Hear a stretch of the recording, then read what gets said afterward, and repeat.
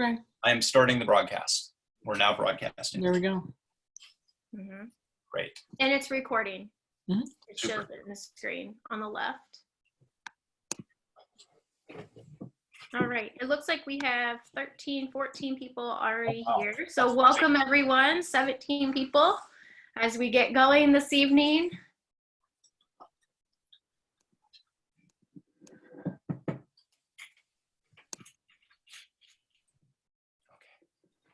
Hello, everybody. I don't know what view we're in. We're just doing a couple last-minute adjustment things, trying to get all this working. So welcome. If you're joining us tonight, or apparently you are joining us, so welcome. I'm glad that you're here, and we're going to get going here in just a minute. Carla, you want to kind of take over and just introduce what's going on, and maybe take the chat or questions as we get started. Sure. So welcome, everyone. We're going to be getting started in just a few minutes. This is your pre-flight. I feel like I'm the flight attendant or something, getting us going here. So rules for the night, right? It's always good to have some rules and know what's happening. And so tonight we're going to be going to the Holy Lands, and Greg's going to be following the itinerary that he's going to be taking us on in November. So this is our pre-flight to the real flight in November. So if you are loving the trip tonight, then consider coming with us in person. I know Greg and myself will both be on that trip, as will Father Mike. And so we're really excited about our trip to the Holy Land, and certainly we're hoping that all the things in the world that have been crazy recently will all be resolved by then, or at least to the point where we won't have any issues with our trip. Yeah, I mean, just for the record, our position is that we're going until we're told we're not. You know, it's the middle of May. We don't actually leave until November 29. So basically right after Thanksgiving. We're basically there the first week or so of December. So, you know, that's what, 5-6 months from now yet. So we're hoping the next 6 months it's going to be fine. It looks like Europe is gradually starting to open up. Italy is starting to accept flights in here in the next week or two. And so things are hopefully gradually opening up. And until we're told otherwise, we're planning on going. Yeah, so we're really looking forward to our pilgrimage. Tonight's going to be a great precursor to it. So you're going to see in order the days of the trip. Greg's going to walk us through what we're going to see each day of the pilgrimage in November and December. And so for tonight, you'll notice that you don't see each other. This is the webinar format. So if you haven't been with us in the past, it's a little different than if you've done a Zoom meeting. A Zoom meeting is more of like the boxes, and you'll see each other and you'll be able to hear everyone. On the webinar format, you can't see anyone except for the hosts or the panelists. So you're seeing myself. I'm the director of Lane, and you're seeing Molly Bruns. Molly's our new tech support girl. She's amazing, and so we're so happy to have her on board now. You may have seen her with some of the classes last year as well, helping out. And so for tonight, if you have a question along the way, we're going to take a break after what would be considered each day of the pilgrimage. So if you have that handout that was sent earlier today, you can also find that on our website. So lanecatholic.org, if you haven't downloaded it or printed it yet. At the end of what would be each day of the pilgrimage, Greg is going to take a break and be able to answer questions. And so at that point, you can either unmute yourself, or what you can do is just type in a question in that Q&A section. And what we may do is unmute you to be able to ask a question, or I will, or Molly will ask Greg the question for you. And you'll get to hear a little bit more about the Holy Lands and whatever might be interesting you and knowing some more. So that's what's going to happen tonight. Welcome. Thank you for being here. We're so happy you're here. This is our last of our 3 pilgrimage series that we've been offering. And so if you missed the first 2, you can find the videos from our Zoom webinars on our website. So that'd be great to catch up with too. So Carla, Molly, one thing is I seem to be having a lag.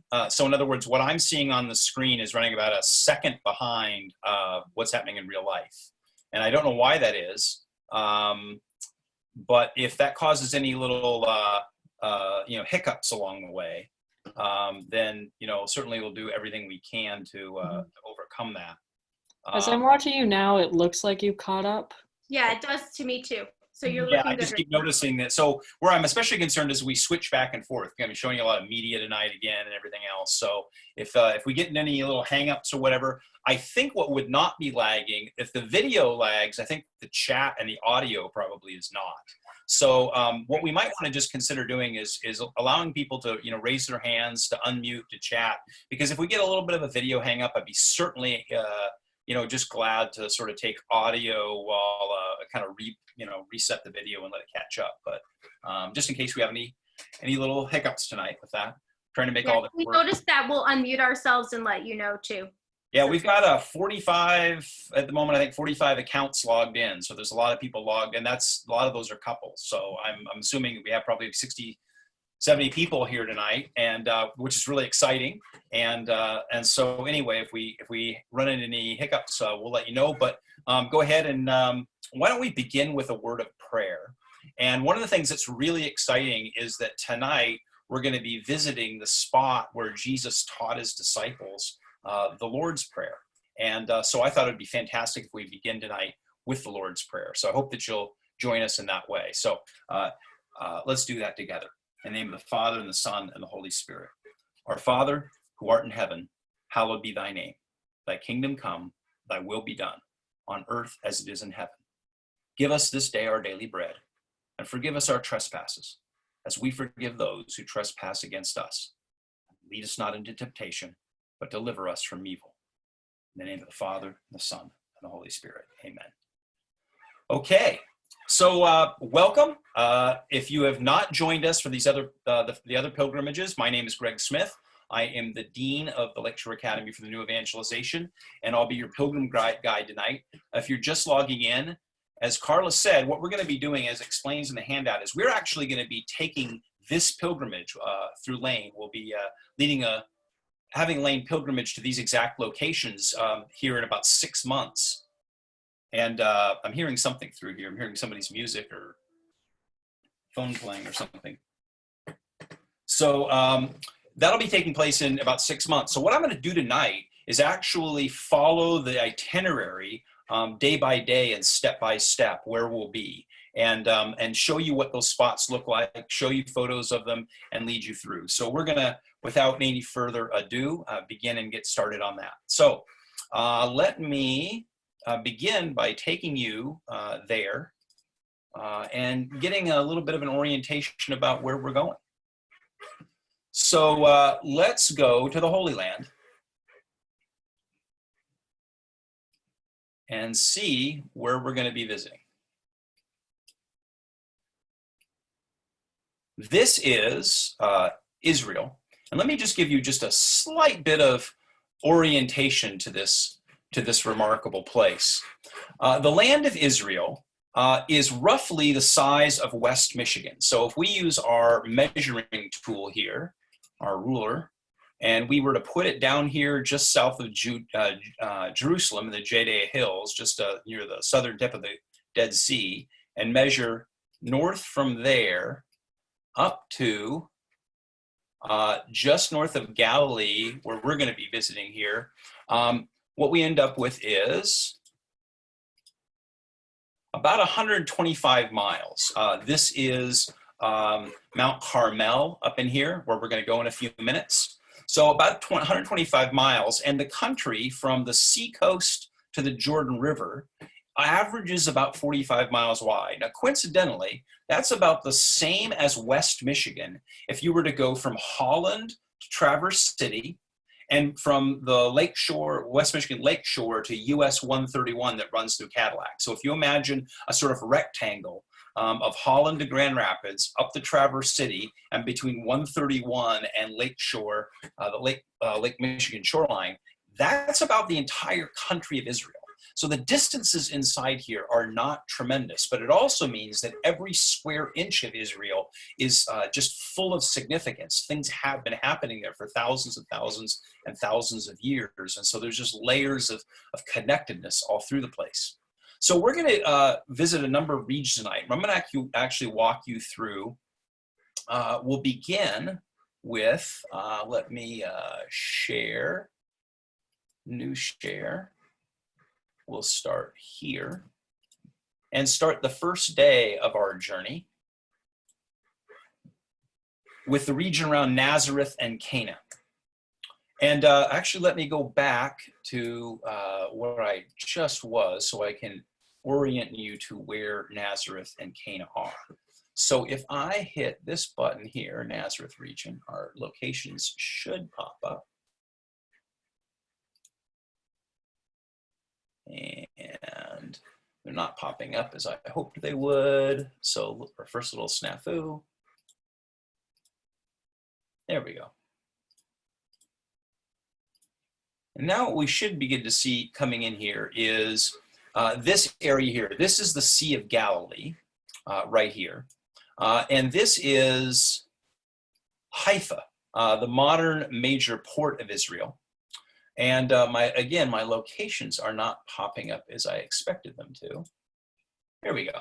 There we go. Now they're coming in.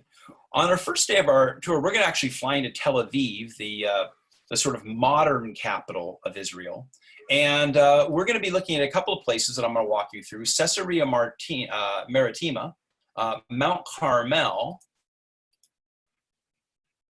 and then Nazareth and Galilee, which lie right in this region here. And again, for some reason that I don't understand, my locations are not popping up the way that they should.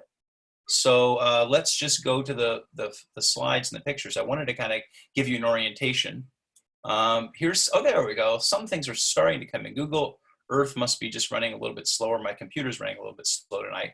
But what we'll see is that Nazareth and Galilee are in this region, Caesarea Maritima here, and Mount Carmel. This was really the land of Jesus up here in this Galilee region. And so where we're going to go on our first day is visit here, Nazareth, which is about here, and Cana, which is right about here. And so let's do that. Let's switch back. Apologize for whatever is going on with that.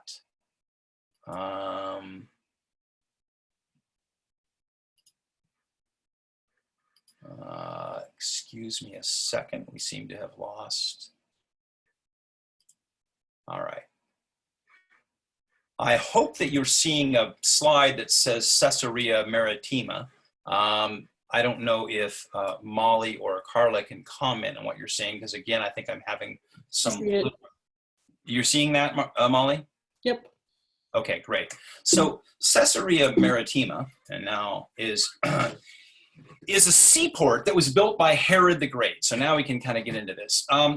Herod the Great was the king who was ruling at the time of Jesus's birth. And of course, one of the things he did was he upgraded the temple in Jerusalem. One of the other things that he did is he built this massive seaport and city, which was not only his capital, it was the Roman capital of the province of Judea and Syria. So, and the reason this is so important is it figures into Jesus' story and the story of the apostles in the New Testament so very often. It was a massive Roman city and an important Roman seaport. In fact, it was the third busiest seaport in all of the Roman Empire, behind Rome itself and Alexandria in Egypt, where Rome's grain came out of the Nile. And as such, it basically was the main port for the Eastern Mediterranean, for the Roman army, Roman commerce, and everything. And it was a very sophisticated place. As I said, Herod the Great, the one who was the king under the Romans, he was kind of a client king. So in other words, he was the king of Judea and Syria in this region, but he reported under the emperor Augustus Caesar. But he ruled it in Caesar's name. And his capital was here. It was also the capital of the Roman Empire here. So when we read about like Pontius Pilate visited Jerusalem, and he had soldiers in Jerusalem, but this was the capital. And it was not more than 20 miles from Jesus' hometown of Nazareth. It was the important center of commerce, of government, of trade. And it comes into the New Testament in a couple of interesting places. If you recall in the book of Acts, Peter makes the first Gentile convert, a centurion named Cornelius. That occurs here in Caesarea Maritima. Paul leaves for all of his missionary journeys from here and returns. Paul gives his defense to the apostles for his baptizing of his evangelizing of the Gentiles here. Paul begins his final journey to Rome, as does Peter, from here. So the first day we're going to visit this to understand a little bit of the world that Jesus lived in. It was a very sophisticated Roman world, and this is a little bit what that port must have looked like at the time. There's no natural harbor. They actually poured Roman concrete and built a harbor that lasted over 1,000 years, almost 1,500 years. It had a chariot racing track. It had temples, government buildings. It had an amazing marketplace, aqueducts, and an amphitheater. And on the first day of our trip, we'll be visiting this. Here you can see the chariot racing arena next to the sea. And you see here this magnificent Roman amphitheater. And again, you're saying, well, what does this have to do with Jesus? Again, I remind you, this was not more than 20 miles from Jesus' hometown where he grew up. He was certainly a part of his world. It was where Herod ruled from, and it was where Herod Antipas, Herod's son, the one who convicted Jesus on trial, where he ruled from. And so it's really important to understand the world that Jesus grew up in, because we think of it as a sort of rustic world, a rustic backwards world, but it's actually a very sophisticated Roman world. Can you imagine sitting in this amphitheater with a play or something going on in that sea behind you? So after visiting Caesarea Maritima, we're going to drive just up the coast to Mount Carmel. Now, Mount Carmel was, if you recall, where the prophet Elijah had his contest with the prophets of Baal under King Ahab. And he bested them and showed that Yahweh was superior to the false god Baal. But after that, he had to hide, and he hid in a cave, and he hid in a cave just off the slopes of Mount Carmel. While he was in that cave, he became, he despaired. I mean, he thought, here I've done everything for Yahweh. I've tried to stand up for him, and now I'm running for my life. And God, it says, came in an earthquake. He came in a powerful windstorm, or there was a powerful earthquake and a windstorm, but Elijah didn't hear God in those things, but he heard God speak to him in a whisper, in a small voice. Well, we're going to visit the cave where Elijah hid. This is the Stella Maris Monastery on Mount Carmel, which butts up to the seacoast. There abuts the seacoast, the inside of that remarkable monastery. And this is the cave underneath it where the prophet Elijah hid from his persecutors. And we'll get an opportunity to visit that and pray there and remember the great contest that Israel was always facing between its sort of the paganism that was always breaking out and trying to, they were always falling into, and the prophets like Elijah and, of course, others who stood up for that. And Mount Carmel has really always been understood as more or less the northern border of the nation of Israel. From there, we're going to travel a very short distance, like I said, about 20 miles or so through the hills, and come to Nazareth, which is, of course, where Jesus grew up. This is a little what modern Nazareth looks like. Modern Nazareth Nazareth has about 75,000 residents, obviously much bigger than it was in those days, although it wasn't necessarily a rustic town. I think we have the impression that Jesus lived in in some kind of a little backwater rustic place. Nazareth, and then there were a couple of comments in the Gospels to the effect that nothing good comes out of Nazareth. That didn't necessarily mean it was a small town, much in the way we might say nothing good comes out of such and such a state or something. But it was because it was very close to these big Roman commercial centers. I'll say more about that in a minute. But this is where he grew up. It's predominantly now an Arab town. Although it's in Israel, it's most of the residents at this point are Israeli citizens who of Arab descent. And so it's an interesting place to visit. In fact, what I'd like to do is show you a short flyover video to give you just a sense of what the place feels like. So I'm going to play this, and hopefully we're going to see it go.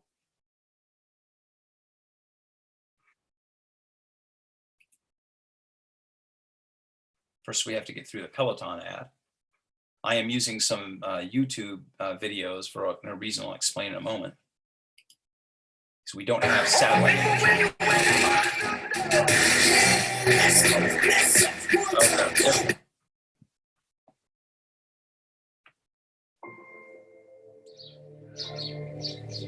So here you see the city of Nazareth as it is today. And one of the things I want you to notice is how hilly it is, looking down towards the sea.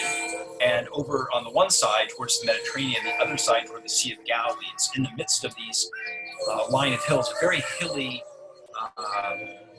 rolling country place. This is where we'll go in a moment, the Church of the Annunciation that celebrates where the angel Gabriel came and spoke to the Virgin Mary. First, again, as we visited, just a sense on pilgrimage, what it feels like to be in this interesting place, thousands and thousands of years old, layers of history, layers of civilization, where Christian, Jewish, and Arab and Muslim populations all blend.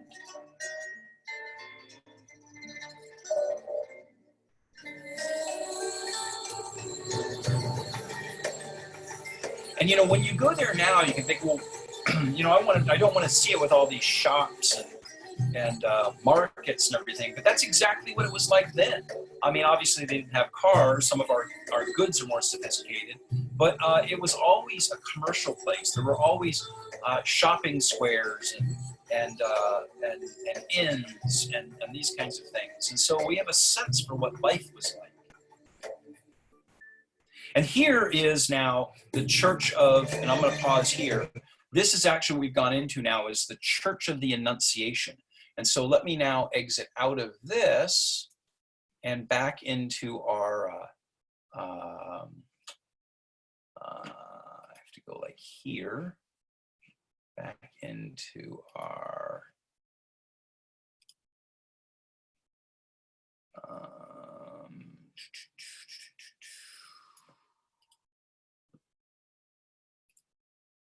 okay. You should be seeing now a static picture of the Church of the Annunciation. And now you should be seeing, if you're with me, an inside view of the Church of the Annunciation. What's very interesting about this church, now this is built over the traditional location of the Virgin Mary's home, or the home of Joseph and Mary, the home that she was living in when the angel Gabriel came and spoke to her. And of course you would ask, well, how do they know where that is? Well, certainly in the time after Jesus's popularity and death and resurrection, people were intensely interested in his life. And even in that generation, people were intensely interested in who he was and his family and his mother. And so people in generally said, yeah, that's the place where Joachim and Anna, her parents lived. They were right down the block there. So there was always sort of local knowledge of it. And then when Constantine, the Emperor Constantine, converted to Christianity, his mother, St. Helena, who we talked about a couple of weeks ago when we visited Rome, she came to the Holy Land, built a lot of churches and found a lot of relics. One of the things she did is she went to Nazareth and said, well, where is the home of the Virgin Mary, where the angel Gabriel visited? And everyone pointed down the block and said it was over there. So she built this basilica over the top of it.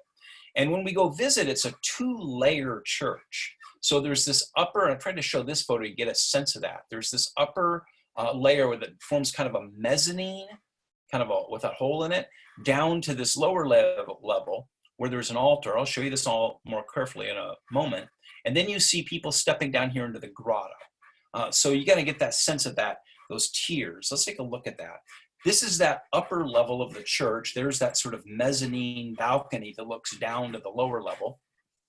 And here you see, and when we go down, there's all space, obviously, there, an altar to have Mass. And on our first day of our pilgrimage, we will be having Mass right here in this location at the Basilica of the Annunciation. So we'll celebrate Mass the first day here. where the Virgin Mary was visited by Gabriel. And at that point, we'll be able to step through this grate back there. You see this kind of fence, and it goes down some stairs to a grotto. You see down there?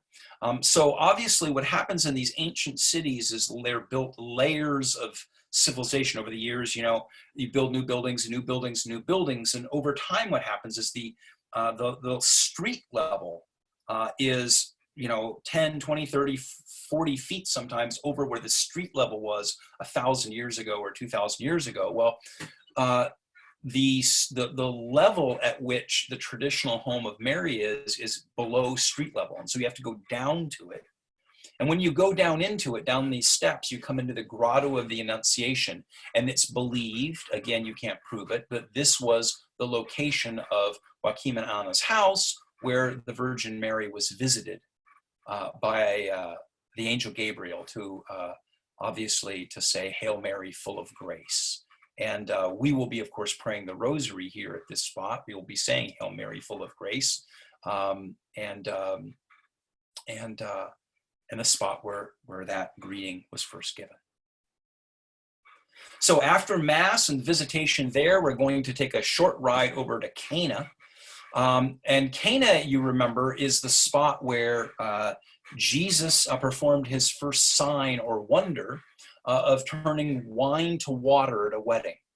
And once again, you can say, well, how do you know where that was? And once again, the answer is, well, in the first, I mean, it was a big deal when Jesus did the wine to water. I mean, everybody in the region, one of the reasons why he became so popular as a miracle worker and a healer, and people began to believe he was the Messiah, was because of these things. So it's not hard to understand that once he did that miracle, everyone said, oh my gosh, you know, goodness, here it is. And they began to talk about it and point about it. It became local lore where that location was, and over the centuries that was sort of passed on. And when St. Helena, Emperor Constantine's mother, came, said, where was it? It's here. And so she had this church built that celebrates the wedding at Cana.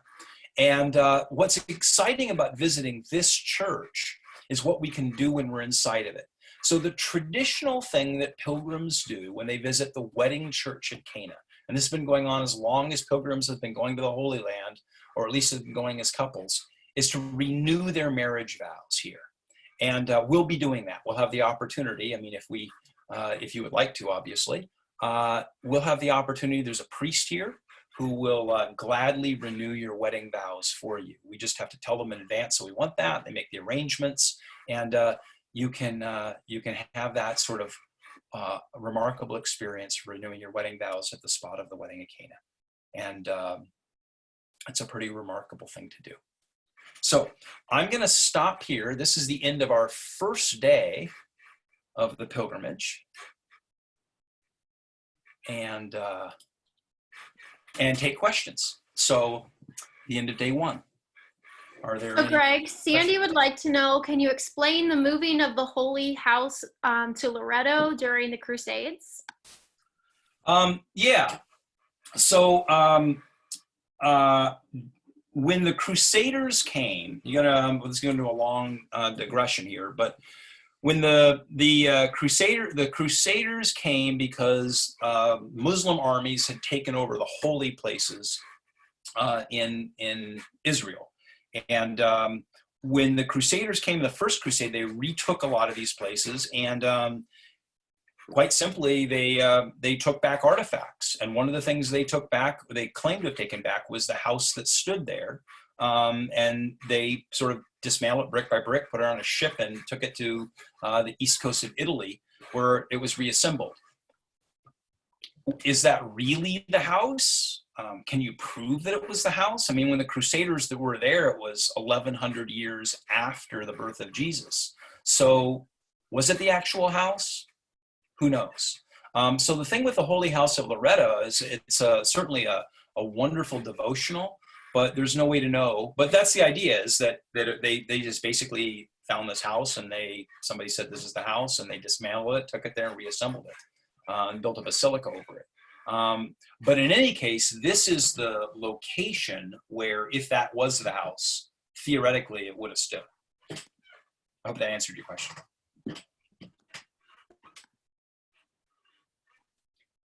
Any other Sandy questions? said that she had heard that angels had moved it. I think there is a folklore or legend of that There type. is certainly a folklore legend that it was the Holy House was transported by angels and not on a Crusader ship. But I don't know how much evidence there is for that. I think it's more likely that it was brought back by some of the Crusaders. George Stesick would like to know, what do we know about St. Joseph's parents? We know less. In fact, there's a whole interesting topic of conversation as to why Joseph was living in Nazareth in the first place. Now, I'm going to try one more time to answer that question in a desperate attempt to see if my Google Earth will now work, so I can make a point about that. And for some reason that I cannot fathom, now maybe they're kind of popping in. So now you see Nazareth here. Here's Caesarea Maritima, where we talked about this morning and visited that morning, Carmel, and then Nazareth. And then let's talk about one thing about that. Here we go. Now they're kind of popping in. And Cana right there. So short distances apart. Now, one of the questions, why was Joseph living there in the first place? And then in terms of his parents, because Joseph was of the tribe of Judah, okay? It's very important that he was of the tribe of Judah because it made Jesus a direct descendant on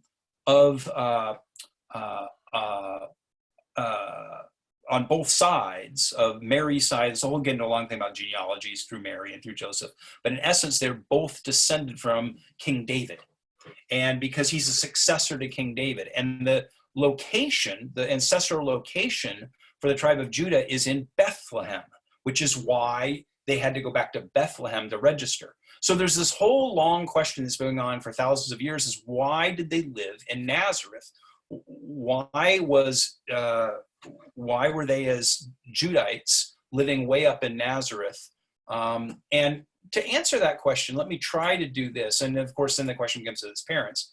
So let me do our distance marker again and note that Bethlehem to Nazareth is 67.58 miles. It's not as far as we might think. It's like here to Lansing. A lot of times we think of these as vast distances, and they just really weren't vast distances. It's just not that big of a country. And the truth is that this area up and around where my cursor is right now, up in the Galilee region, by the time of Jesus' birth, was really the economic center of the country. I mean, Jerusalem was the religious center of the country, but jobs, trade, opportunity was all up around here. This was really the economic and practical center of the country because it was access to Caesarea Maritima, the Roman Empire, money, trade, everything flew in here. And a lot of people lived up here for jobs, much in the same way that people maybe who live in one part of the United States, you're from New York or you're from Michigan and you move down to Florida or Texas or somewhere for job opportunities.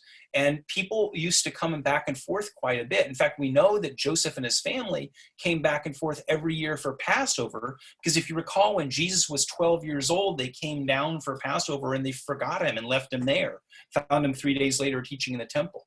So it's likely, and one of the most popular theories is that Joseph's family, and maybe even Mary's family, had, for whatever reason, relocated up into the Galilee region a generation or so before for economic opportunities, and certainly that worked out in God's plan. And they just happened to be living up there. But just like people say who consider West Michigan to be their home, but they're living in Texas for a job opportunity, kind of come home every year to visit the family.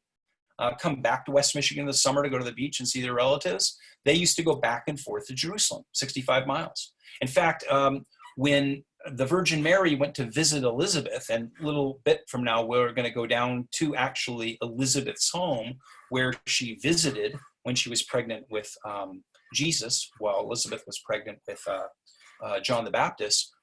Mary actually went down here and visited. So she rode a donkey while she was pregnant, 65 miles down the road. So there was a lot of commerce back and forth, but we know little about Joseph's parents other than we have the genealogy of their names, but we know less about them. I hope that maybe was a little bit more than you asked, but hopefully that was helpful. Any other questions? And if you do plan on coming with us, I hope that you'll take the advantage of renewing your vows in Cana. That's a pretty cool thing. So let's move on to day 2. Let me see here. Once again, if I can figure out why this is being kind of finicky on me. So we'll move on to day 2, which is the Sea of Galilee region. In fact, you know what? I'm going to just go back right now because it's going to be easier to explain this by showing you the map. So this is the Sea of Galilee right here. Again, in relationship to Nazareth and Cana, which are just sort of next door to each other. You know, Jesus went to the wedding at Cana because, you know, there were friends and relatives. It's a very short distance between those two places. Only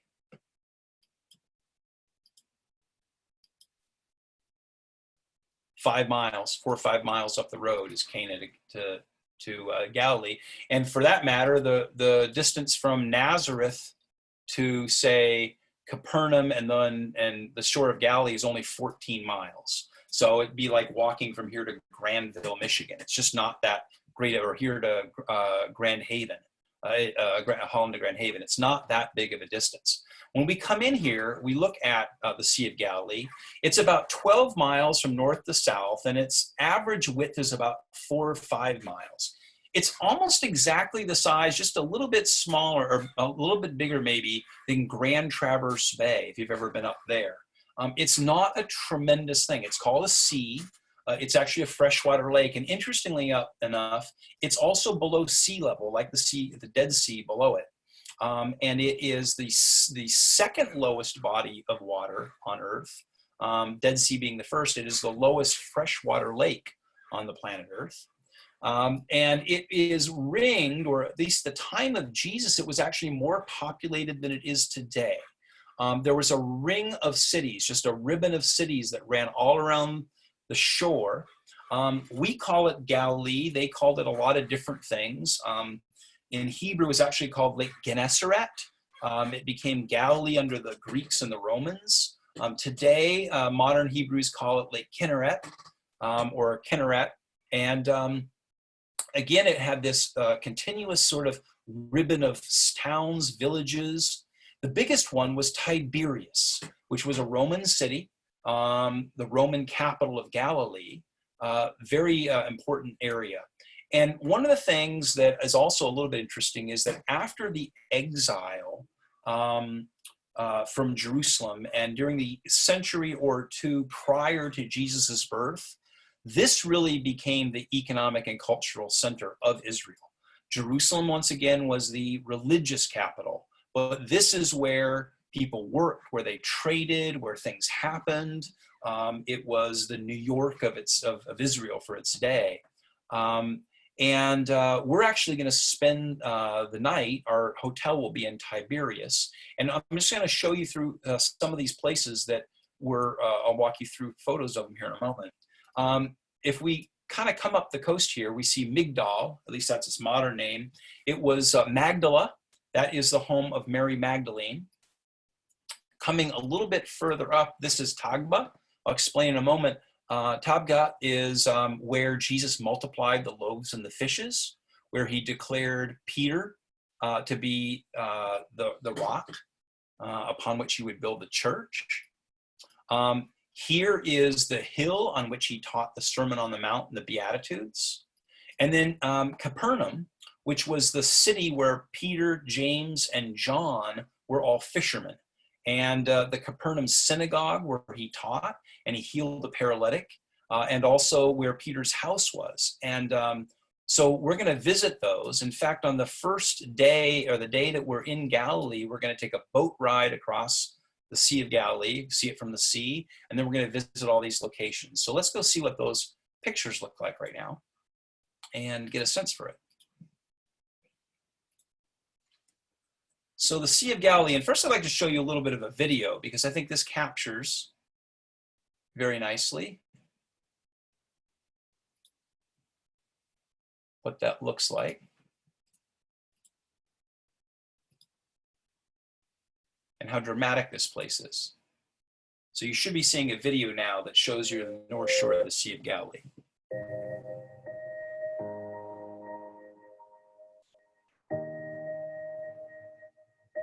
This is the city of Tiberias, where we will be staying while we're there.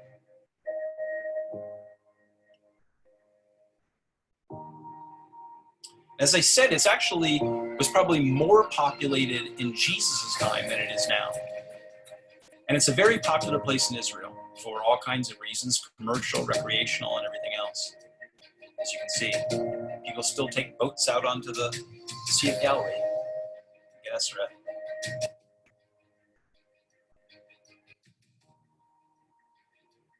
This is a tourism video, so obviously it shows you water parks and things.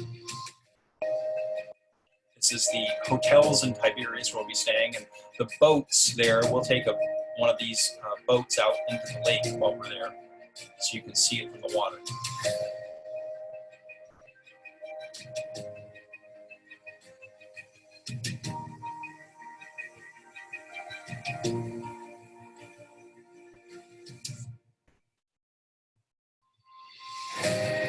Now, I'm going to pause for just a second. We're going to talk more about this in a few minutes. This is Mount Tabor. It is a prominent mountain just off the Sea of Galilee, and that's actually where we're going to go in the next day. Mount Tabor was the site of the Transfiguration. So but it's part of this Caesarea region, and that's the top up there. So we'll be talking about that in a minute. It's quite a little of a bus ride up to the top to the Church of the Transfiguration. But it overlooks the Sea of Galilee. It's a very important spot throughout history. Why Jesus took his Peter, James, and John up there to be transfigured, overlooking Galilee and Nazareth and pretty much all of northern Israel. That is the Church of the Transfiguration, which we'll be showing you here in a few minutes.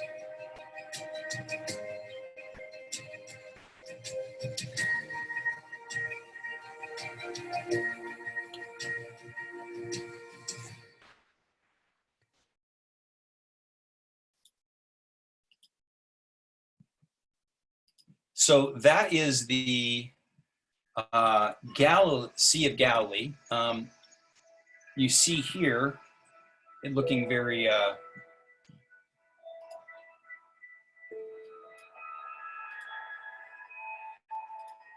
something is playing in the background. You see it looking here very peaceful, city of Tiberias. But as you know, there's a famous story about Jesus calming a storm on the Sea of Galilee. And so I just want to show you what a storm on the Sea of Galilee actually looks like. For those of us in Michigan, we're used to what Lake Michigan can do. You know, when you grew up on the ocean like I did, sailing on the Pacific Ocean, the waves can have a longer slope to them. But, 3-4 foot waves on Lake Michigan will tear a 30-40 foot fiberglass boat apart if they get broadside, and it can be pretty terrifying. This is what a windswept, and also, of course, we also know from Lake Michigan, the Midwest here, that a storm can come up quickly. I mean, you can be out on the water and 2-3 miles out from land, and all of a sudden be hit in 5-10 minutes by a windstorm that whips it up. And so this is what that looks like.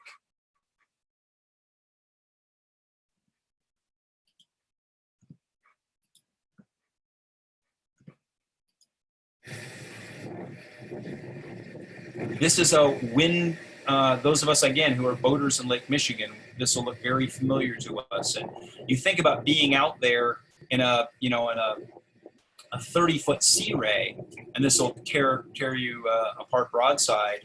Think about being out there in a 20-foot wooden boat. So when Jesus calmed the storm, it was actually a pretty terrifying thing, and they really thought that they were going to die, and you can understand why. So let me stop that. And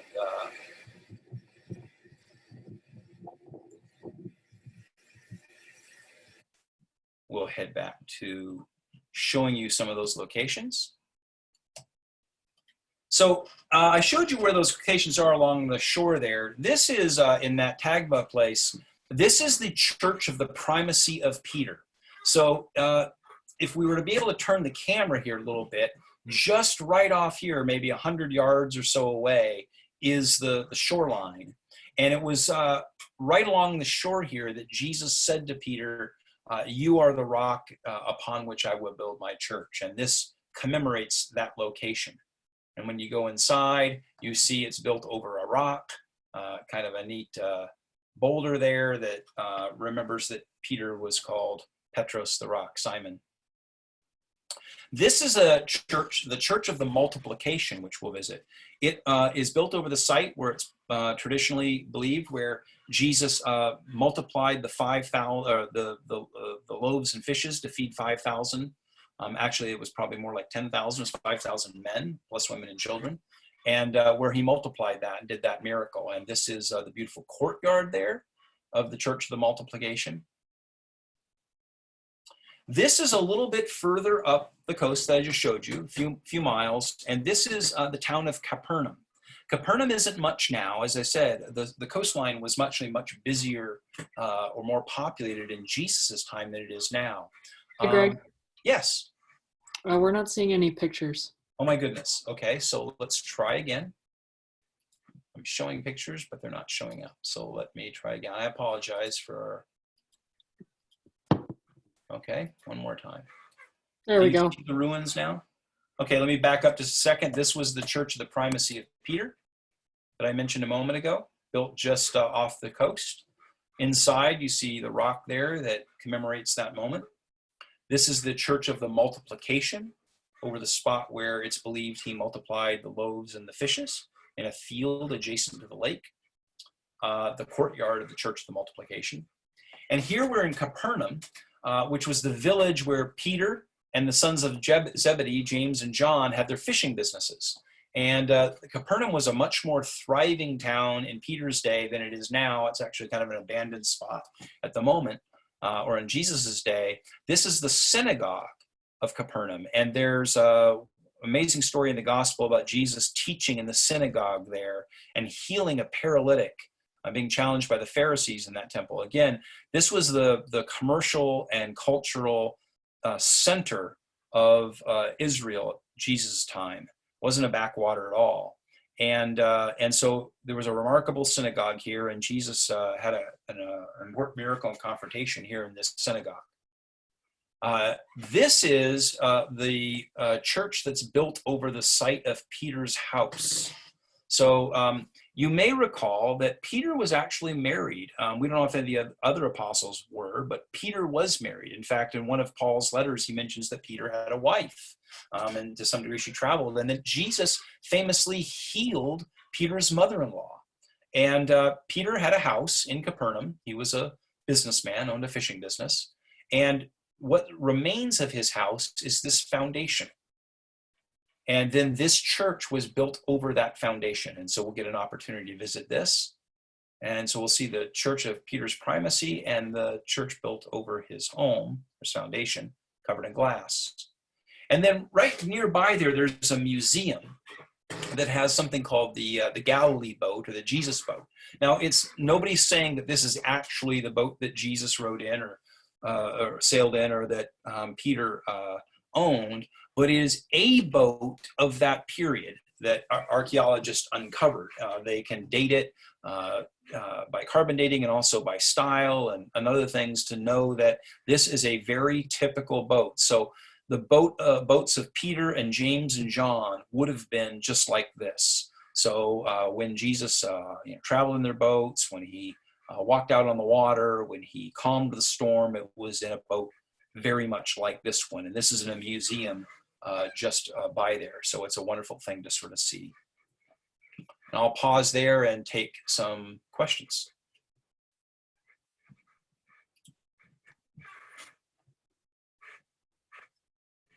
If there are any questions.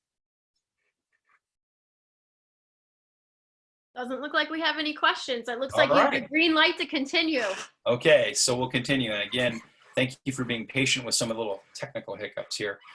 So let's continue to our next day, day 3. of Mount Tabor and the Jordan River. So I showed you a moment ago that video of Mount Tabor, that dramatic dome-like mountain that sits right on the plain of Shron there, over the Sea of Galilee, kind of it's the commanding height. And here's a little bit of a flyover, again, to give you a sense of that place. And I'm going to bring this up here in just a moment.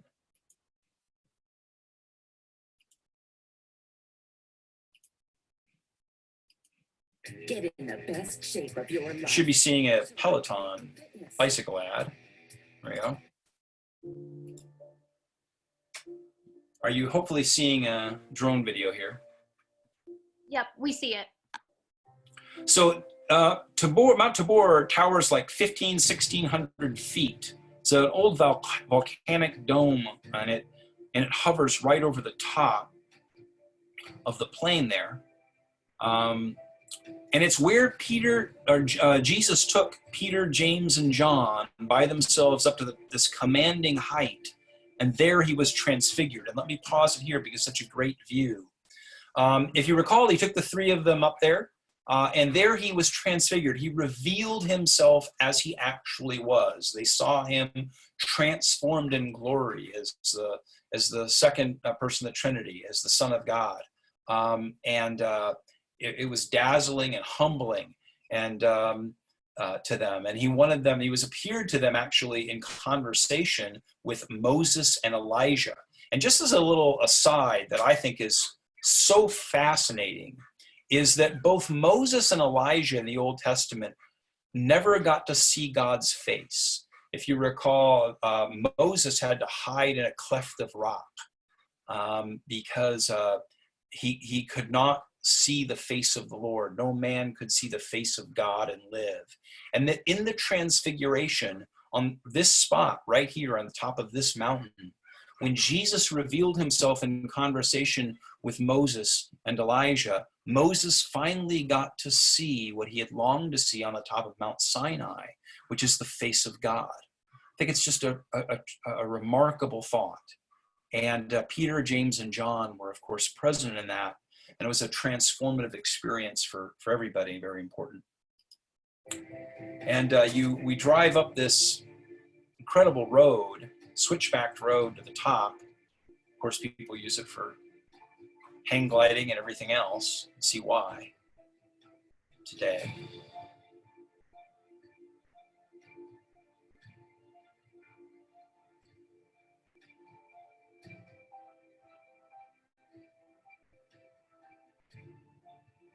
More hang gliding. But I just want to show you what the topography looks like. And again, this final shot here of the Church of the Transfiguration. This is a monastery, traditional monastery that's at the top of it. So let's go back and look at some photos from the inside of that location.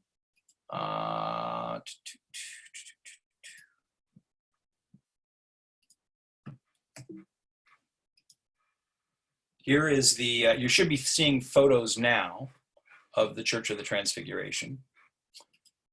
And here's the inside of that church, that basilica.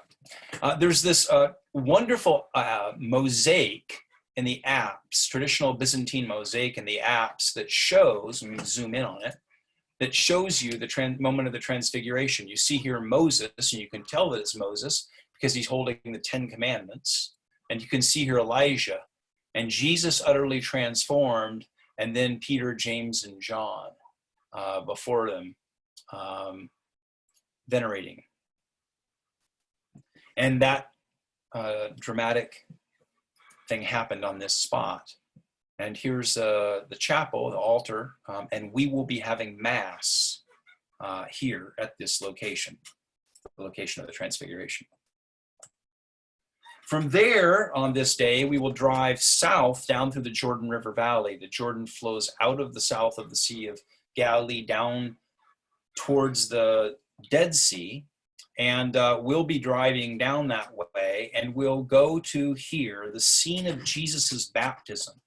So Jesus was baptized by John the Baptist, who was, of course, his cousin. And that occurred here at a spot on the Jordan River, just north of the Dead Sea. It was basically, the spot of the baptism was a very popular spot for people of Jerusalem because it was basically on the banks of the city of Jericho.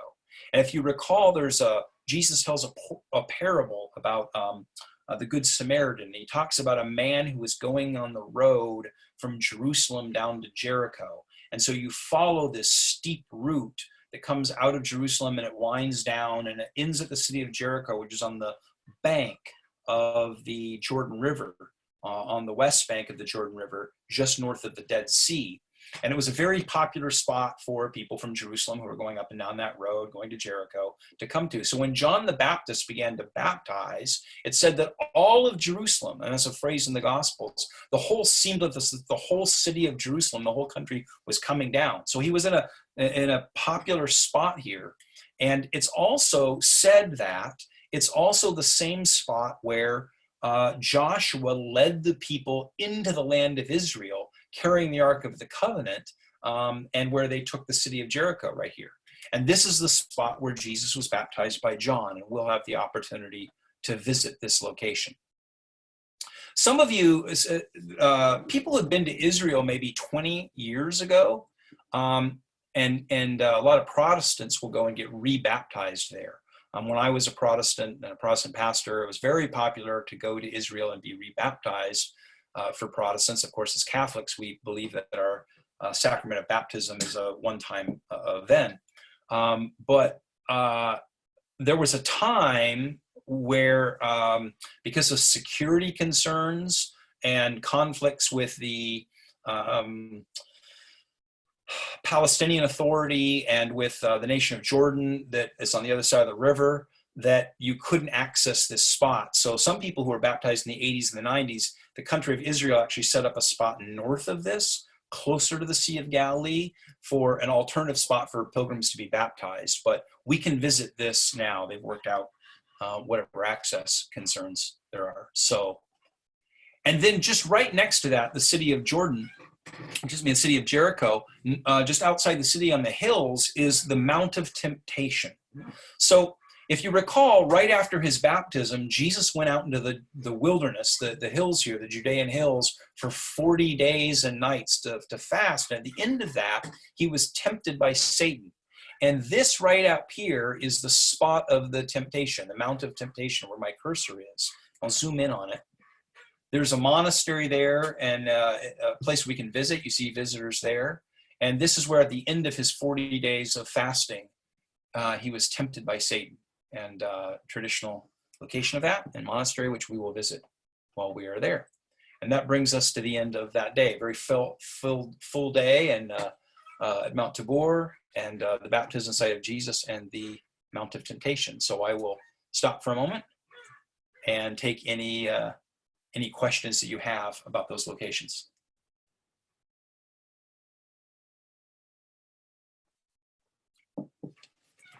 Questions or comments?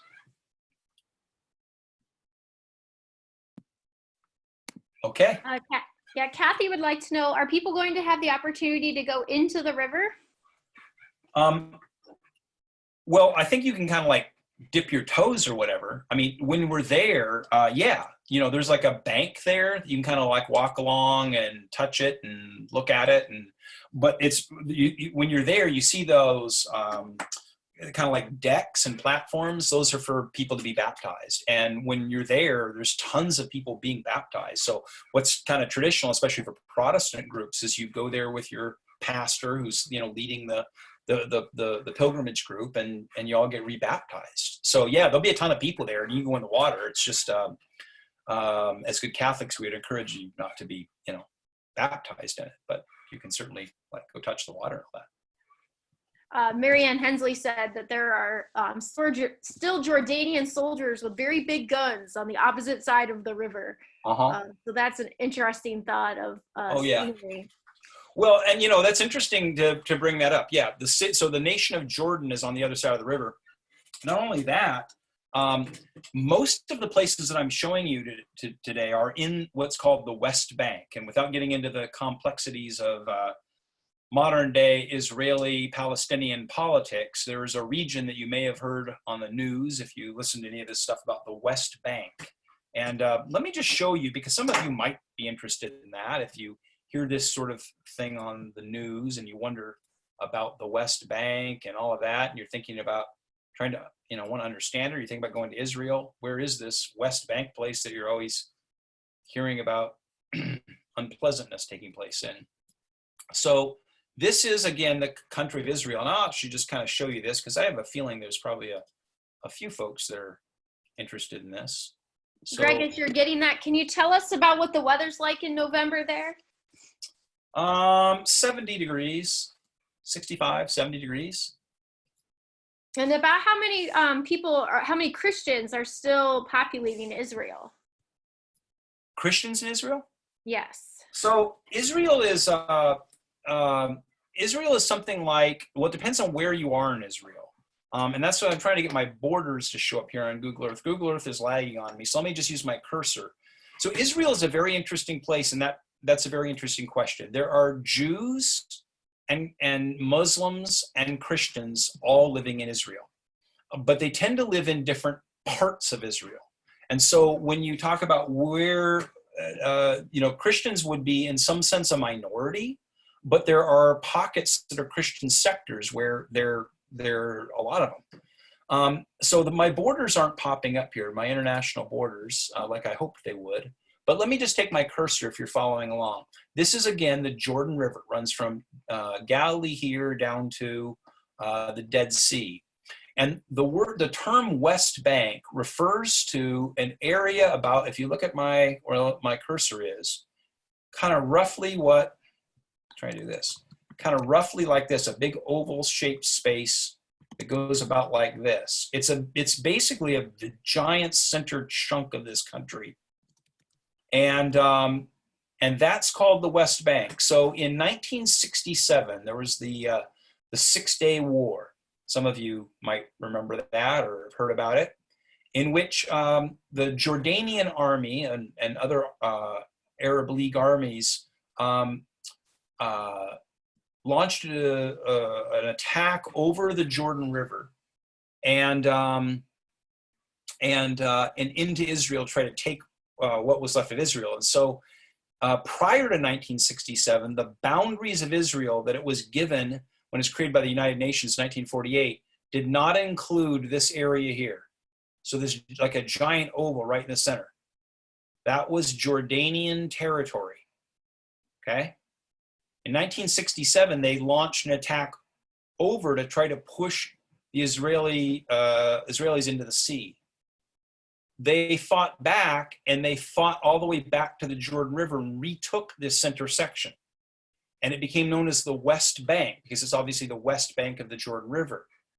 And so ever since 1967, Israel has held all of the land up to the Jordan River. That has been disputed, obviously, without getting all the politics of this, in the UN, and disputed by many countries that Israel is an occupying force and they need to give all of this land back. And it's actually ruled now by a sort of a weird sort of political arrangement where it's sort of a combination of joint Israeli and Palestinian control.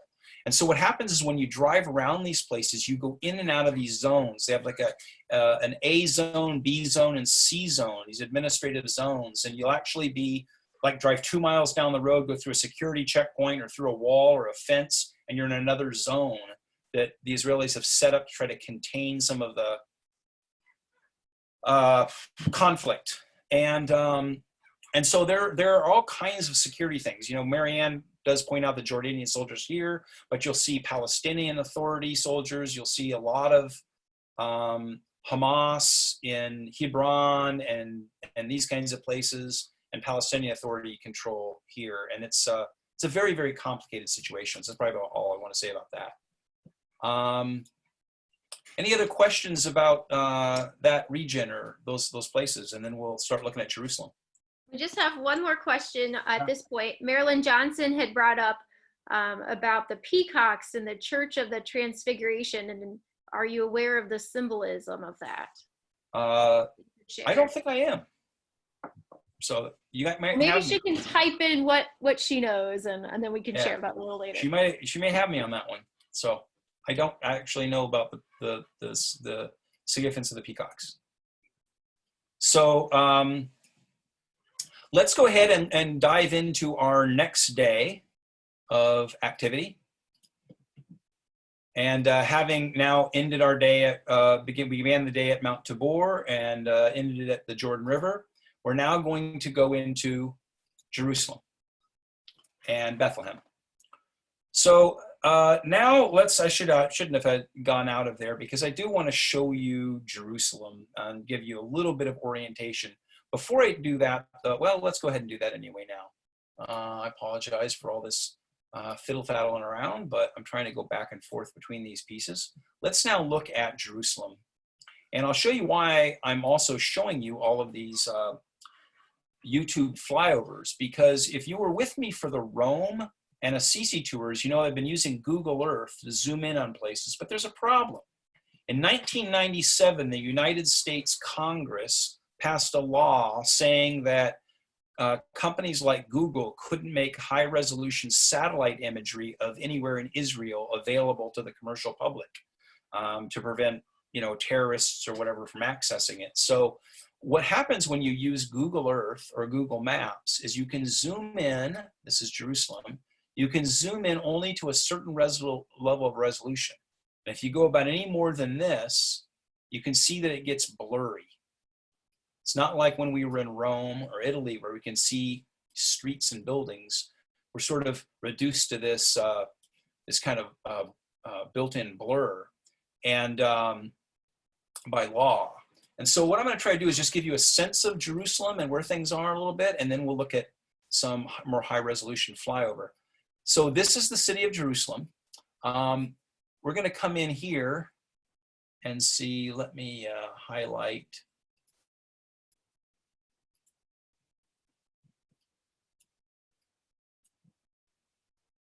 Bethlehem right here. So again, let's get a sense of our distances involved. Distance from Jerusalem out to Bethlehem is 4.78 miles. To give you a sense of scale, this is less than 5 miles. Very small place. Bethlehem was basically a little village on the edges of Jerusalem. And this is Jerusalem in as high a resolution that I can show you. Now, at the time of Jesus, we had just the old city of Jerusalem. And Jerusalem is organized here on the top of this Mount Shiloh, Mount Zion. And in some of the other classes that you may have taken with me, I've talked about some of these locations before, but one of them is the Kidron Valley. Comes into all of the gospel stories often, the Kidron Valley. And then this is the Hinnom Valley, the place that Jesus used to describe hell as Gehenna.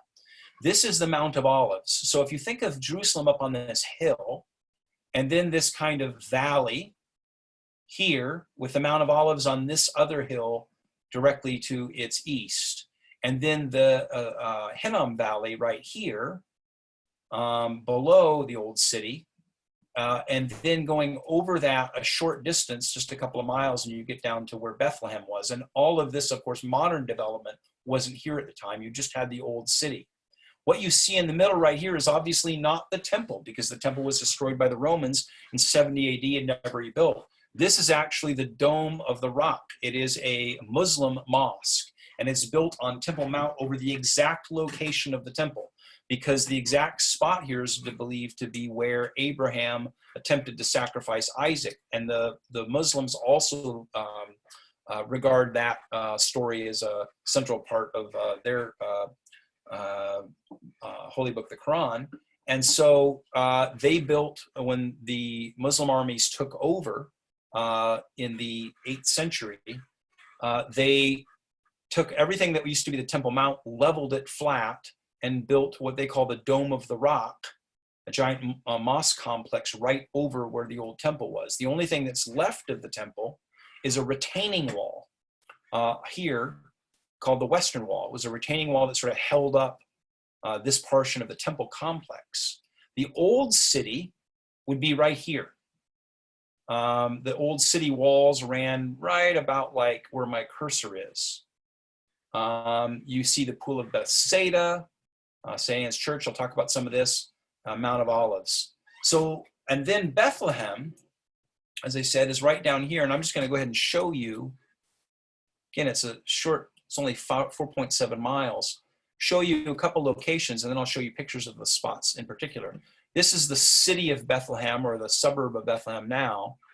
And the Church of the Nativity, the spot where the Nativity occurred, and then the Shepherd's Field, where the shepherds, the angels appeared to the shepherds and told them that today the child is born in Bethlehem, and they traveled a couple of miles over here to the Church of the Nativity. Now, a moment ago, I was talking about the unrest and the West Bank and whatnot. The area of Bethlehem is in a zone. I remember the membership of the ABC security zones. It is in one of the security zones that's completely under Palestinian control. And there's been a lot of conflict and things over the years in Bethlehem. And but the one thing about it is that the Palestinians here do understand that tourism or pilgrimages and tourism to Bethlehem is in some sense their primary source of revenue for this location. And so they have usually preserved, even in the midst of a lot of unrest and rioting and things going on around this general area, the security of pilgrims and tourists to come here and visit the Church of the Nativity and the Shepherd's Field and then exit back out of the security zone. You can see what you have here are these security walls that run around here. So that being said, let me show you now what those locations look like. I'm actually going to show you first a flyover of the old city, so you get a sense of that thing, because I can't show you the higher resolution satellite imagery.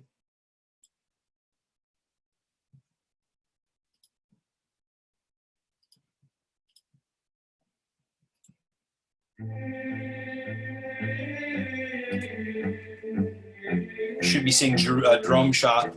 This is the Dome of the Rock with the old city here. Dome of the Rock here, which would have been where the temple was, the Jewish temple. This here is the Valley of Kidron, right along this road here. And then just where my cursor is off the edge of the screen would be Mount of Olives. Lion's Gate right up there, Pool of Bethsaida.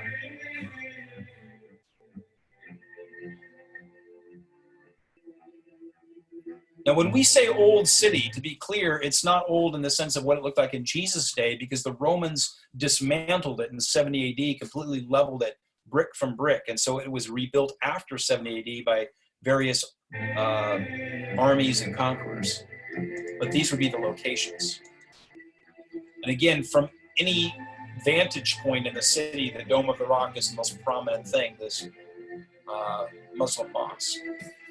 Now there, right there, let me pause.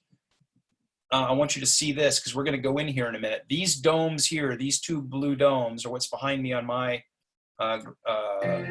view here. This is the Church of the Holy Sepulchre, which is where the crucifixion and the resurrection occurred. And we're going to be going inside them in a few minutes. This little dome is built over Golgotha, the rock of Golgotha, where the Jesus died on the cross. And then just a few yards away, this is built over the tomb of Joseph of Arimathea, where Jesus was buried and he rose from. And this is one of basically the most holy site for Christians on the planet, the site of the crucifixion and the resurrection. And this whole complex here is called the Church of the Holy Sepulchre. And we'll be going in here in a few minutes.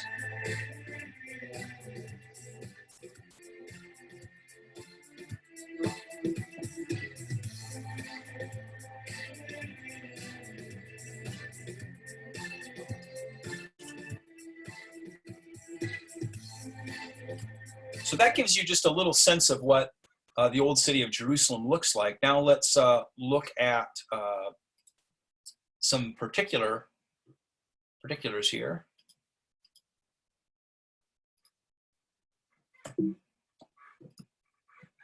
Do you see a map of the old city now?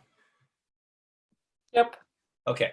So again, here's what it looked like in Jesus's day. This would have been this is where that mosque is now, the Dome of the Rock. This is where the temple was. Again, the old city, Kidron Valley, Hinnom Valley.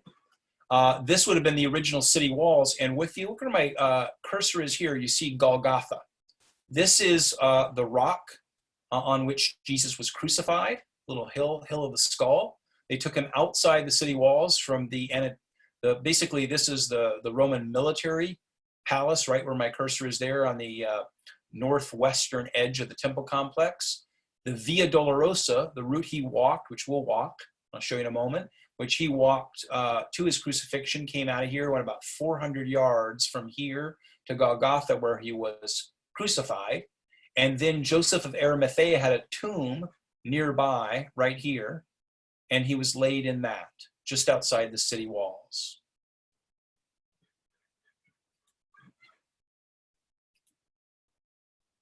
We're also this day, while we're in the area, going to visit Ein Karem. Ein Karem is a village also about the same distance from Jerusalem as Bethlehem, about 5 miles, only directly west. And Ein Karem was the home of Zacchaeus and Elizabeth, so John the Baptist's parents.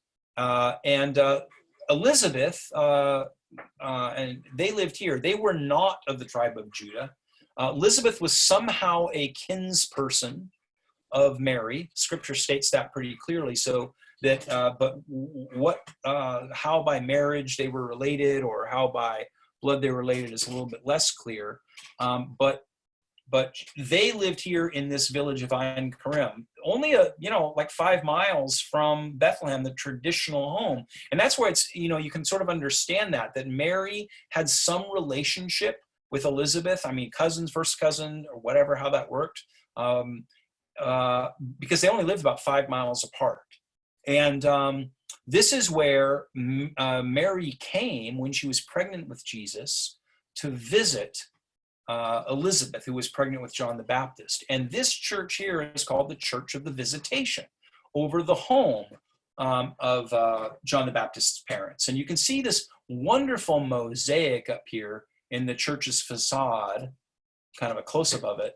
I love the beauty of this, that shows Our Lady sort of being protected by angels as she travels. And you can see right here, from Nazareth to Ein Karem, to this village, to visit. When you come in the courtyard, there's some sort of modernist art that commemorates that. Then, to my taste, is not nearly as beautiful as what I just showed you. And then this is kind of wonderful, because you also remember that when Mary enters the courtyard of Elizabeth, she bursts forth in praise and utters something that we Catholics know as the Magnificat. And this is the Magnificat in 42 different languages in the courtyard of that church. And you also remember that part of the Hail Mary are directly the words of Elizabeth. So, Hail Mary, full of grace, the Lord is with you, is what the angel Gabriel said to her at the Annunciation, the Church of the Annunciation. And then, blessed are thou among women, is what Elizabeth said to Mary upon entering this courtyard. And so we're going to pray the rosary here in this location. Also in this village, a short distance from that, is a cave complex, a grotto. There's a church built over it that commemorates where Mary or Elizabeth had to hide with John the Baptist during the slaughter of the innocents. So remember at the beginning tonight, I showed you Caesarea Maritima, the capital of Herod the Great, who built that Roman city and ruled from there. You will also remember that Herod the Great was threatened because when the wise men, or the Magi from the east, said that the potentially the Messiah or the king had been born in Bethlehem of Judea, he decided to wipe out all of the children that were, or all the boys that were 2 years old and younger. Well, Ein Karim and Bethlehem are very close together. And apparently with those Roman soldiers rampaging around, it wasn't safe for anybody who had an infant boy. And so tradition holds, it's not in scripture, but tradition holds that Elizabeth hid out in a cave, basically a bunker, for 5 months until danger had passed. And there was a well down in that bunker that sustained them. And this is the grotto where Elizabeth waited out the troubles with the infant John. From there, we're going to travel the short 4.5 miles or so over to 3 or 4 miles over to Bethlehem, and see the Church of the Nativity and the Shepherd's Field. I'm not going to show you these flyovers right now, but let me just show you what the inside of those churches looks like. The outside of those towns looks very much like what I've showed you in Nazareth. It's a sort of a typical modern West Bank town. But we come to the Church of the Nativity here. This church actually has undergone significant renovations just in the last couple of years. It was basically falling down. And for a lot of years, the walls and the roof were kind of collapsing. Manger Square was kind of a mess. And because of the political unrest and division in the area, nobody could kind of figure out who was supposed to fix it all. And about 10, 15 years ago, the Palestinian Authority realized that this was a major source of tourism revenue for them. So the Palestinians actually commissioned the reconstruction or renovation, the right word, of this church. And so you can look at pictures of it the last couple of years, we'll have scaffolds around it, but this is the inside of the Church of the Nativity. And this elaborate altar, main altar, which has Byzantine and Druze and Ethiopian and Coptic, as well as Catholic and Protestant, that all share this. Of course, all Christians revere this location, and has been, the site of Jesus's, the nativity of the Christ, the incarnation. So for 2,000 years, Christians of every kind have worshipped here, and this altar has all of the artistic traditions and liturgical traditions of all Christians over the centuries and ages sort of blended in. It's, very remarkable. Right directly beneath that altar, there's actually 2 stairwells that go down to the grotto of the Nativity. You sort of come down these stairs, and this is basically the cave below ground level where traditionally it was understood. And I still go back by what I said before. I think that Jesus was a big deal during his lifetime. It was immensely popular. And when people began to follow him, and after his crucifixion, people were intensely interested. Where did he grow up? Where was he born? Where did he live? Where did his parents live? And, all this was within people's lifetimes. You could go and find people who knew him and knew his parents, and they pointed these locations out. And so I don't think it's as speculative as some people might believe where these places were. I think it was kind of very common local knowledge. And then, of course, over the centuries, basilicas built on many by St. Helena, as I've mentioned before. But this is the location. You come down out of that nave that I just showed you, past that altar, down these steps, and right here is a shrine over the spot. And we'll get an opportunity to come here and kneel and touch the spot where our Savior was born. This is the spot of the incarnation. Here was born the Christ to the Virgin Mary.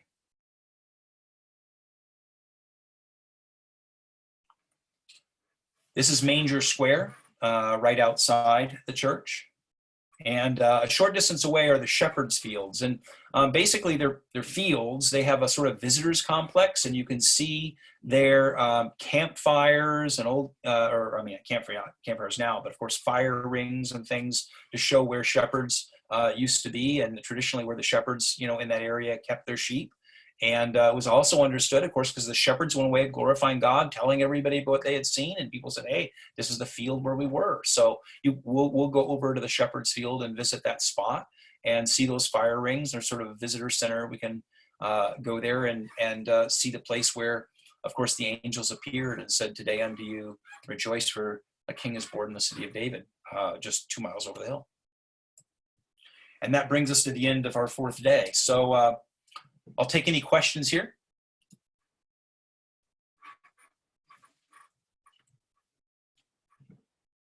So Teresa would like to know, how much walking will we be doing versus taking a bus? Well, we take buses almost everywhere.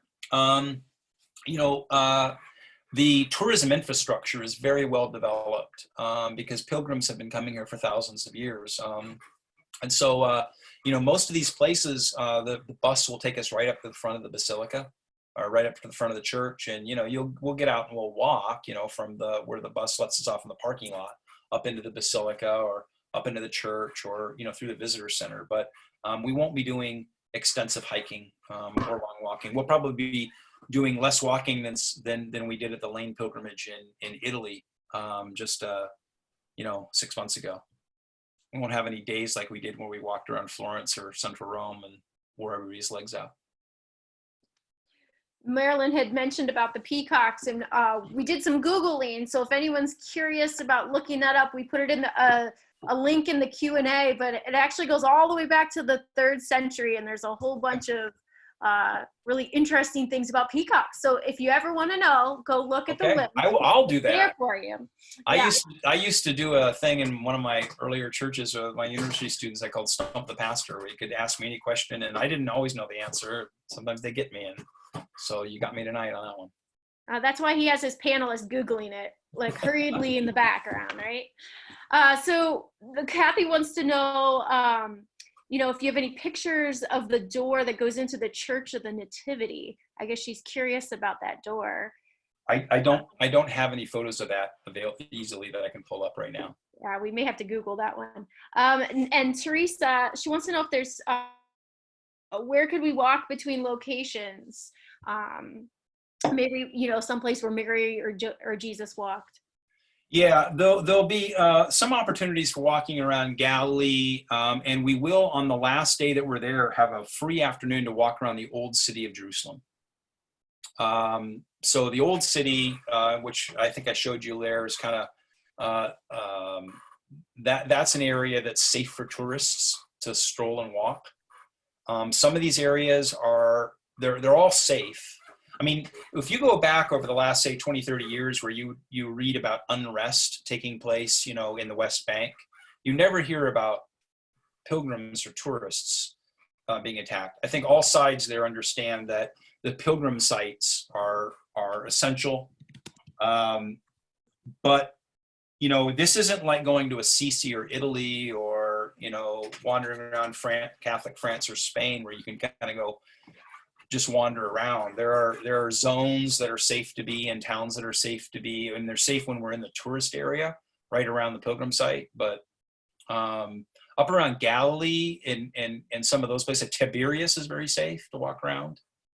Tel Aviv, the old city in Jerusalem is very safe. But when you're like in Bethlehem, we go to Manger Square, we go into the church, we go to the Shepherd's Field, but you don't want to be wandering around some of those places outside sort of the designated tourist area.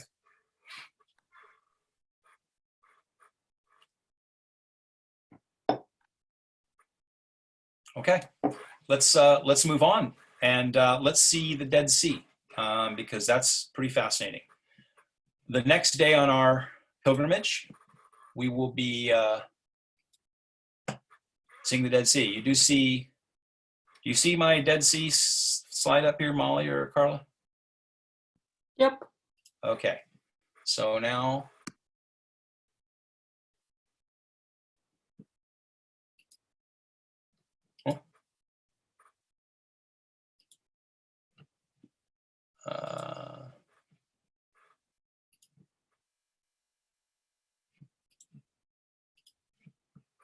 here we go. Let's see the Dead Sea.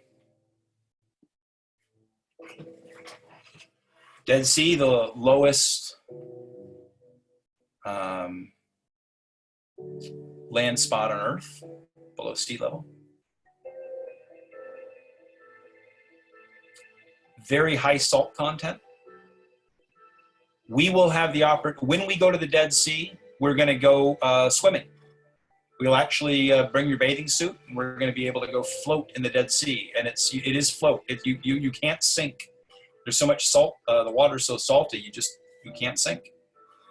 But there's actually like beaches and whatnot there.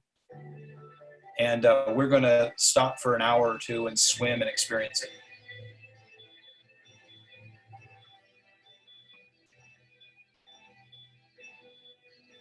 The Dead Sea is a very short distance from Jerusalem, and it figures into Israeli history in so many different ways, and biblical history in so many different ways, and into the life of Jesus in so many different ways. Because as you look at this rugged area, when he wandered for 40 days in the wilderness, after his baptism and before his temptation, these are the rugged hills he wandered in. It's also an area where John the Baptist was out in the wilderness by himself, and it's an area where there was something called the Essenes or Qumran, which we're going to visit here in a moment. Qumran is where they found the Dead Sea Scrolls. It's right up in these hills that you're seeing now, and that was a religious community, almost like a monastic religious community that it's believed that John the Baptist spent a lot of time with when he was preparing for his ministry. So this is when you hear about John the Baptist out in the wilderness eating bugs and whatnot, this is where he was. And where Jesus wandered for 40 days being tempted. Fasting. Or not being tempted for 40 days, but 40 days of fasting.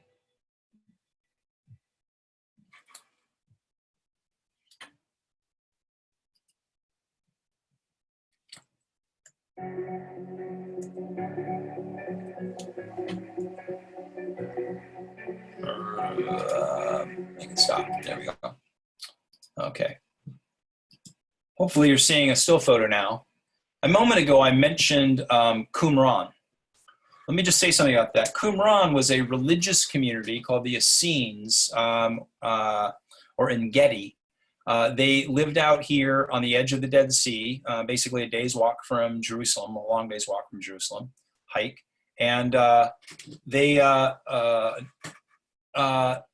occupied out here almost like a monastic community. One of the things that they did is record the scriptures.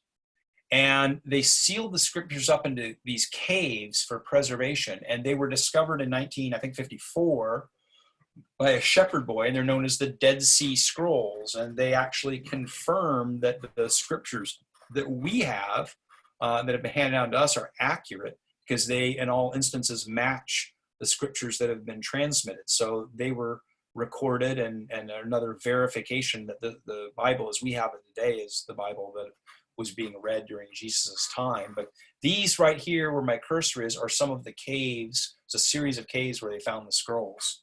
We're going to visit that monastic community, the community of the Essenes, or this community of the Qumran and Engedi.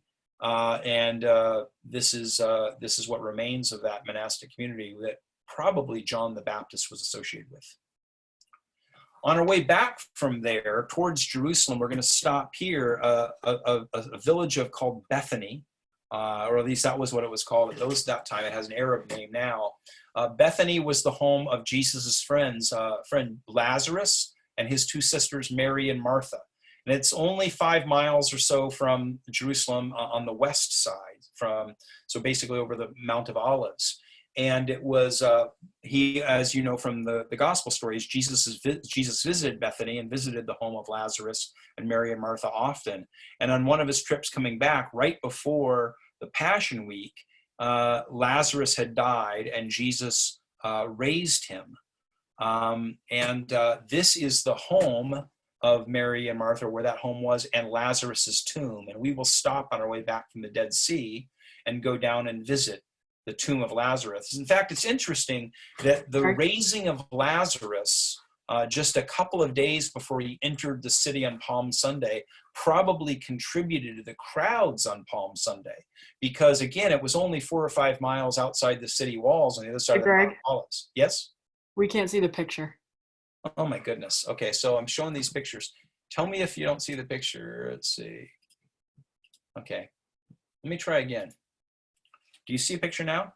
Yes. Yep. Okay, you don't see these?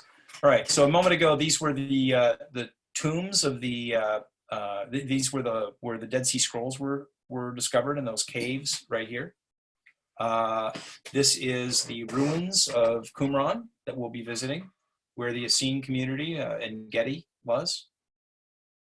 And then we'll stop at Bethany, and this is the tomb of Lazarus. And by raising him just a matter of days before Palm Sunday, that was such a big deal, obviously. He raised a man from the dead only 4 or 5 miles outside the city of Jerusalem.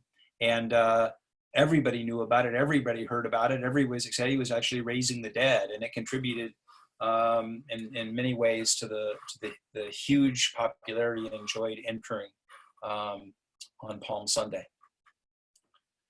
And that's going to bring us to, and I'm just going to go ahead with this day and then take questions in this day, move us on to our next day where we go to the Mount of Olives and Mount Zion. So let's talk about the Mount of Olives for a bit. The Mount of Olives, I showed you on a map a minute earlier, is basically a hill or mountain that is off the side of the Kidron Valley, just opposite the east wall of Jerusalem. What would have been the temple is now the Dome of the Rock. And on the top of this mountain, very popular, just, not more than a quarter mile outside from the temple, is a series of important locations. Jesus spent a lot of time in the Mount of Olives. It was actually kind of a way that, people would enter the city. They would come past this location.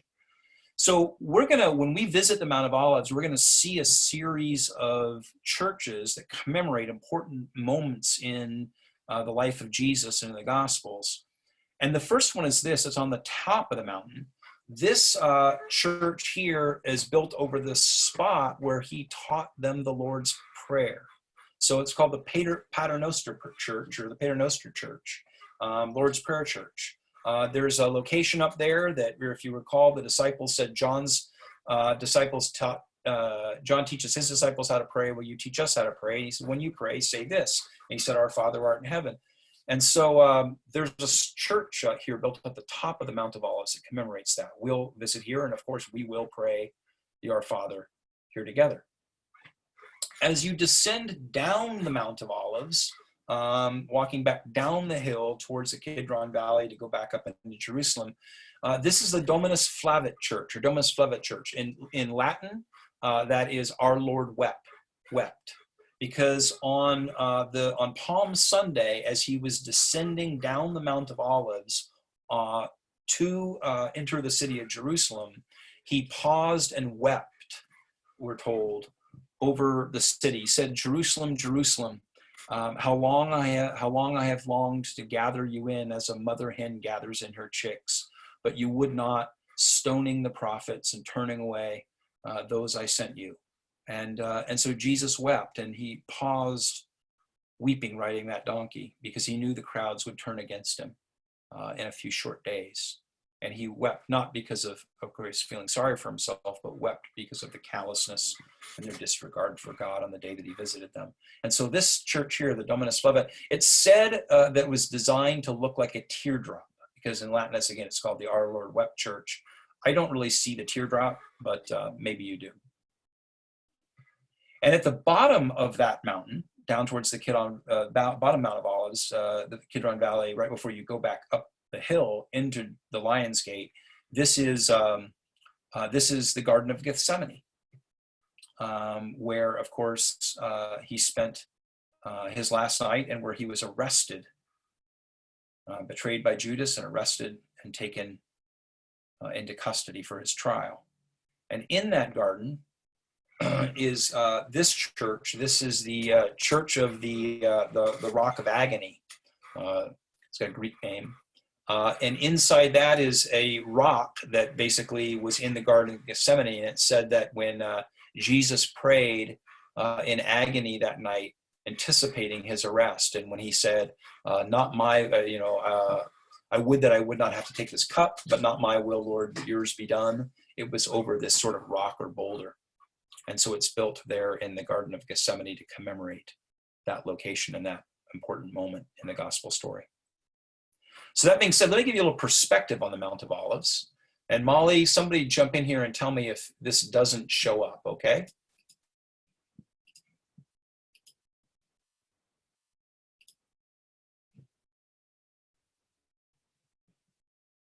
Hopefully you're seeing the Mount of Olives video. Are you seeing that?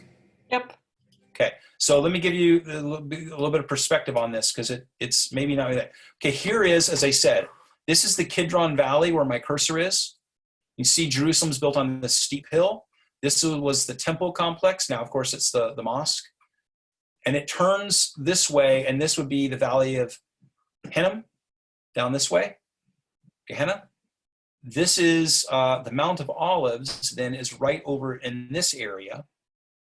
So descending from Mount of Olives right here would be Garden of Gethsemane. You descend through here, walk right through there is called the Lion's Gate, Pool of Bethesda, St. Anne's Church, over to the Antonine Palace where he was tried, and then right up here, walking up the Via Dolorosa to the place of the crucifixion and resurrection. Now, as we watch this, I give you a little bit of perspective on the Mount of Olives, what a dramatic place it is. You'll notice now what is on the site of this are tombs. So it is actually now a site of 150,000 tombs. They're elevated kind of mausoleum-style tombs, and 150,000 people buried there. The top of the Mount of Olives, down the slope to Gethsemane, and over. Kidron Valley. Bethany would be over this, about 2 miles over that way. Just to give you a sense of perspective of what this place looks like.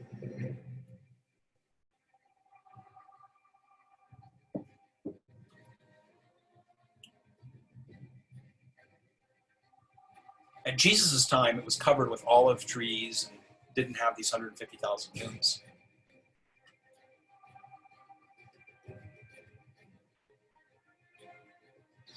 Russian Orthodox Church, Church of Mary Magdalene.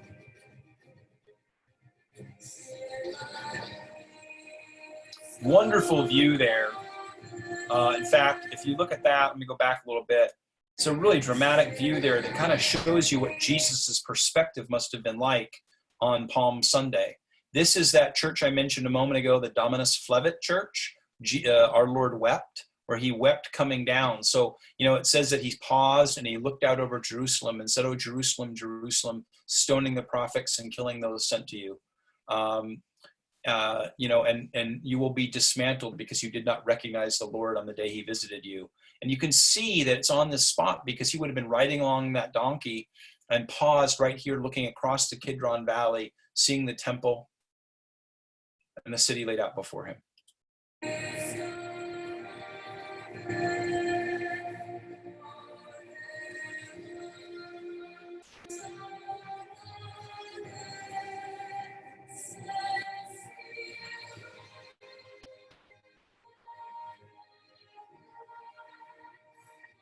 Garden of Gethsemane, Church of the Rock of Agony.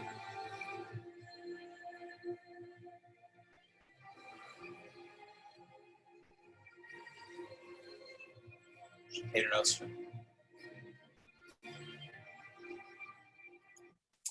So let me stop and let's go back and look at inside of those places.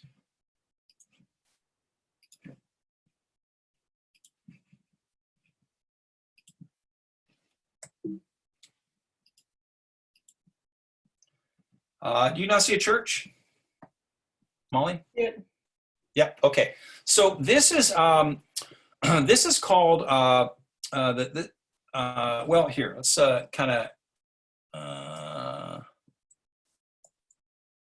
So we've come down now from that, and we're now in Jerusalem. This is called the Cenacle. It's actually King David's tomb. It's a building complex, but it's called the Cenacle, which means dining room in Latin, because this is the upper room. where Jesus instituted the Eucharist, where he celebrated Passover with his disciples the night before his crucifixion. This whole little complex here is in the Old City. It's in the west side of the Old City. And it is believed to be where David's tomb was. It was a kind of important building complex, and it says that, obtained an upper room. It's kind of appropriate. The upper room was near the tomb of David because he's the son of David. And in this is traditionally believed the room where he did that. And some people made the point that in a sense it was the first church because the Eucharist was celebrated here for the first time. We will visit that location. And that's going to bring us to the last day, the Via Dolorosa. Let me just pause, take a question, and that'll how we'll wrap up here is I'm going to take you up the Via Dolorosa, the Church of the Holy Sepulchre. But let me take any questions that you have before I do that.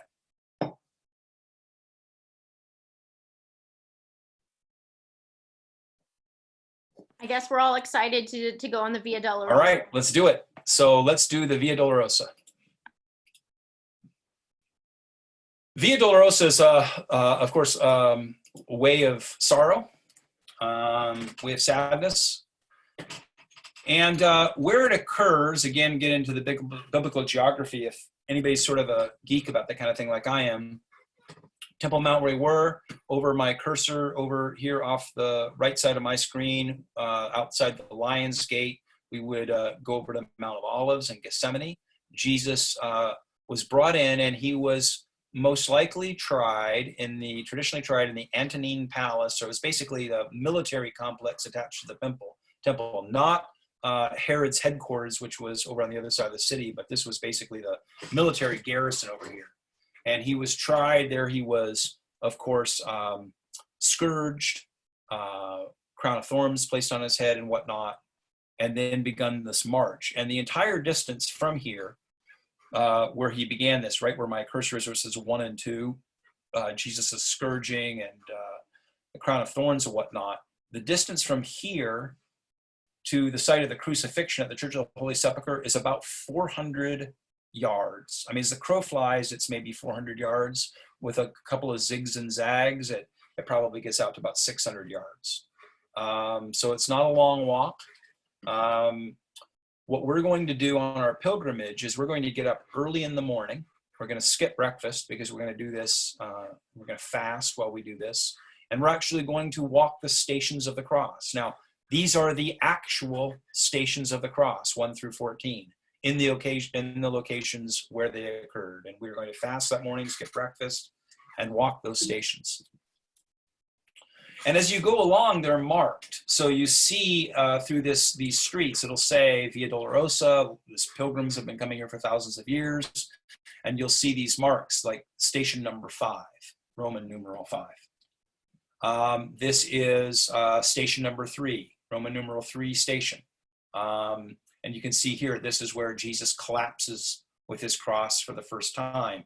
And as we walk the stations, we pause along the way at each of them, just as we, when we do the stations of the cross, obviously in our church, and we stop and pray at each of the plaques along the wall of our nave, we're actually stopping and praying at the locations where these things occurred. The 8th station, you see here, and then the number 8 up there, Roman numerals, the 9th station. And you can see as we come this way, coming that 400, 500, 600 yards, you'll see here, this is that dome that I showed you at the beginning of the night, the dome of the Church of the Holy Sepulchre. So we're nearing the end of this walk. And the of course, stations 10 through 14, the crucifixion and whatnot, actually occur inside the Church of the Holy Sepulchre. So it's stations 1 through 9 that we're doing in the streets as we go. And then we come into the Church of the Holy Sepulchre for the last stations. And now I've got a short video showing you pilgrims doing that to show you what it is that we'll be doing. This will be the last video I show you tonight, but I think this is worth seeing so we can, whether you're coming with us or not, you can virtually experience this remarkable thing. Can you see the video? Yep. This is what that experience is like. And on any given day, it's just full of pilgrims.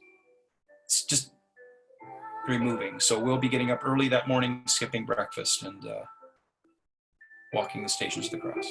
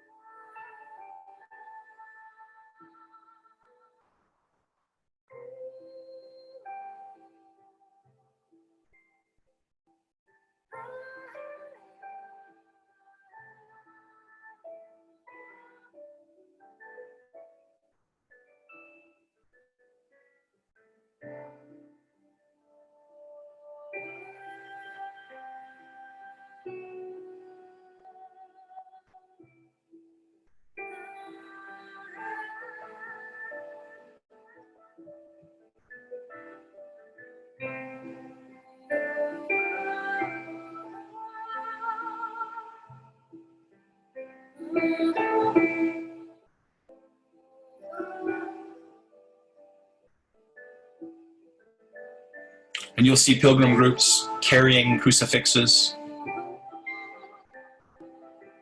Veronica, Station 6.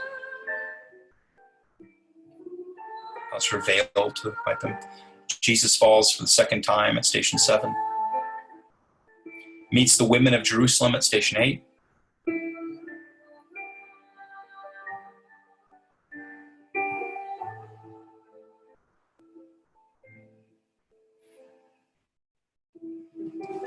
And exits those old city walls because he could not be crucified. Romans would allow his execution to take place inside the city walls. So he was crucified just outside the city walls here at the at Golgotha.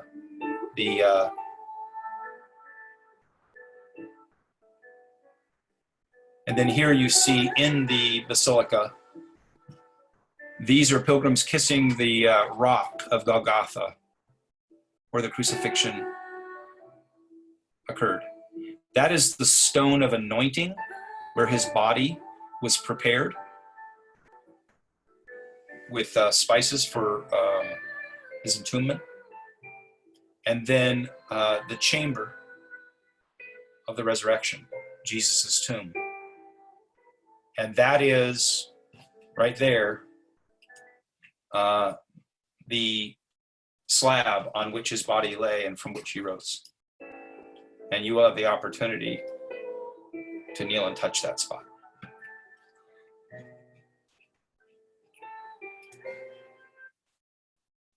And let me just show you a few other photos of that to just give you a few other senses. Do you now see a still picture, Molly? Nope. Okay. So again, I apologize for any of these little technical snafus that we're experiencing. Do you now see a still photo? Yes. Okay. This is the Church of the Holy Sepulchre. The courtyard, a very old church, obviously, built in the early years of Christianity and rebuilt many times.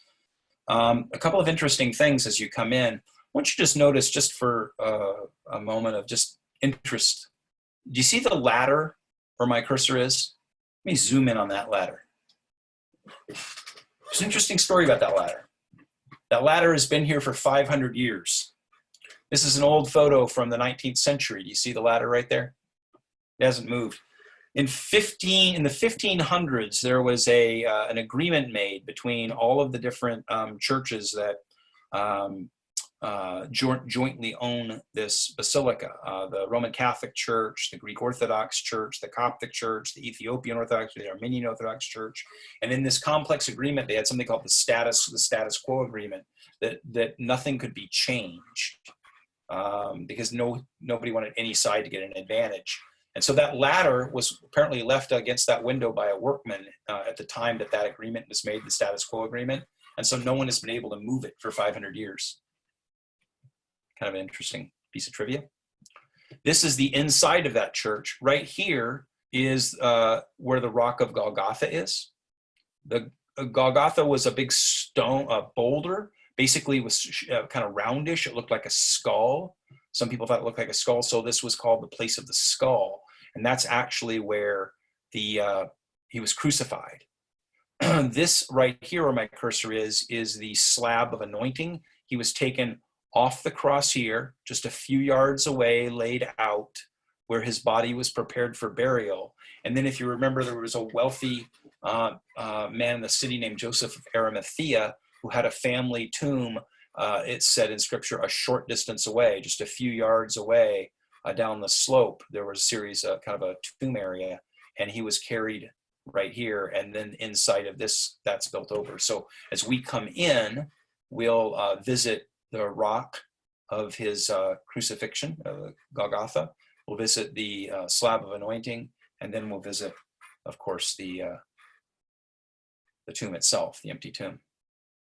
It's another sort of cutaway, so you can see it's a very complex sort of place to be. There's a lot going on, and so it helps to sort of know what you're seeing when you go in here. And here you get to see, I think, for an interesting perspective, helps you understand how all this worked in those days. There was this big boulder, cross was on the boulder, and then slightly down the slope were these tombs. He was laid here, but then over the centuries, dirt and landslides or whatnot had kind of covered it. So 1,400 years ago, when this was all built, they sort of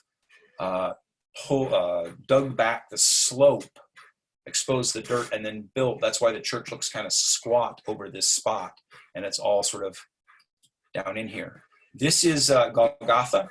This is the top of that boulder. It certainly doesn't look like a skull now because most of it is sort of below ground. What you're now seeing is the top of it.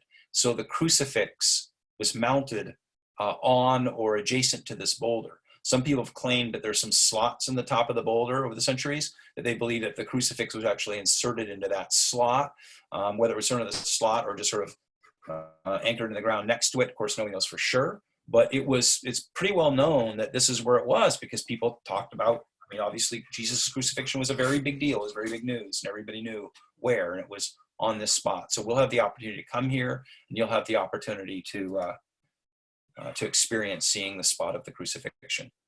From there, as I showed you in that cutaway diagram, it's just a few steps over to where they would have brought his body down, laid it out, prepared it with the preparations for burial.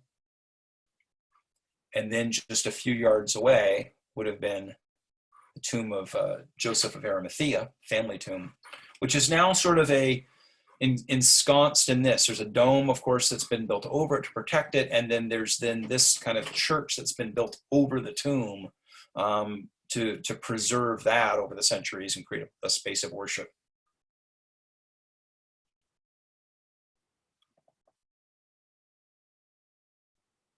And as we enter, the first thing we see is this little stone. It's been covered, of course, with marble and glass. This is called the angel stone, because if you remember when Peter and John came to the tomb, an angel was sitting on a rock just outside the tomb and said, "Why do you seek him here? He is risen." And this is the rock where that angel sat. And from there, it's just a step or two in. And here's the slab. Now, the slab is actually covered by a piece of marble. This is a piece of marble because 1,000 years ago, pilgrims were visiting here and people kept touching the marble. It was kind of touching the original limestone. And, it was getting damaged, and people, irresponsible people, of course, are like trying to take chips of it away, keep as souvenirs or whatnot.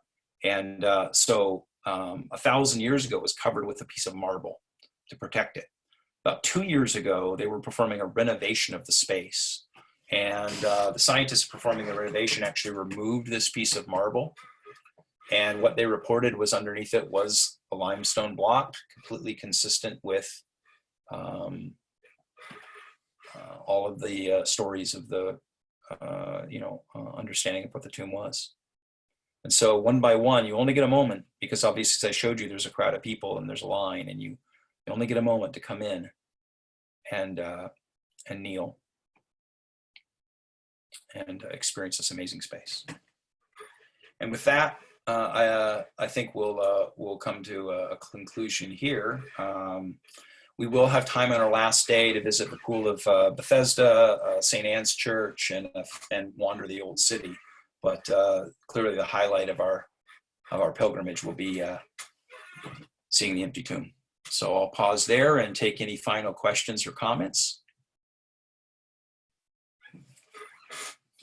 Maybe Carla or Molly could just open up the unmute everybody. So I don't think we have the ability to open since we're only on panelist and not on as the main person, but we are getting a bunch of comments of thanks, especially for people who say they're not able to make it, on tour, that they've really enjoyed these last 3 pilgrimages. And Teresa wants to know what tour group we're using for the trip. So maybe you can tell them about how we've used them before and who we have. We're using 206 Tours. So we used 206 Tours for our Italy trip 6 months ago. We have a great relationship with them. They're a Catholic tour pilgrimage company. All they do is Catholic pilgrimages, nothing else. And they don't do Protestant pilgrimages. They don't do other kinds of trips. They're completely focused on Catholic pilgrimages. And our experience with them has been just amazing. And they were recommended to us by some of our parishioners who've been on pilgrimages with them. And when we set up our first Lane pilgrimage, we used them, and they've been great. So. Marianne just commented that they had gone on a 206 tour a couple years ago there and had loved it. So we're certainly excited to do that tour ourselves with them. Donna is wondering if they'll need to have head coverings for any of the tour. No, you're not required. That's not required by for women in any spot. All that's required is modesty. So they won't allow you going to these places in short shorts or exposed arms or whatnot. But there's no place that requires a head covering of women. You'll certainly see some women who wear chapel veils or whatnot, but they're not required.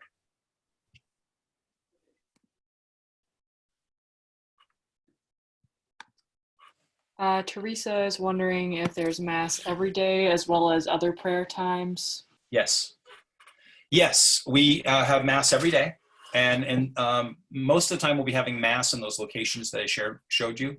So we're having masses in significant locations, and but daily mass, and then we'll have prayer times only over meals and whatnot. But we'll have like, for example, when we go to the Church of the Visitation, we're going to pray the Rosary. At the Church of the Visitation, we're going to pray the Our Father at the Church of the Paternoster, where he taught the Our Father. So there'll be those kinds of prayers at those important locations as well. And I see somebody asking whether Father Mike will be the celebrant. Yes. So on the tour, I'll be doing a lot of the sort of biblical historical teaching, and Father Mike will be our spiritual director and priest, and he'll be celebrating Mass for us every day, doing confessions and whatever else.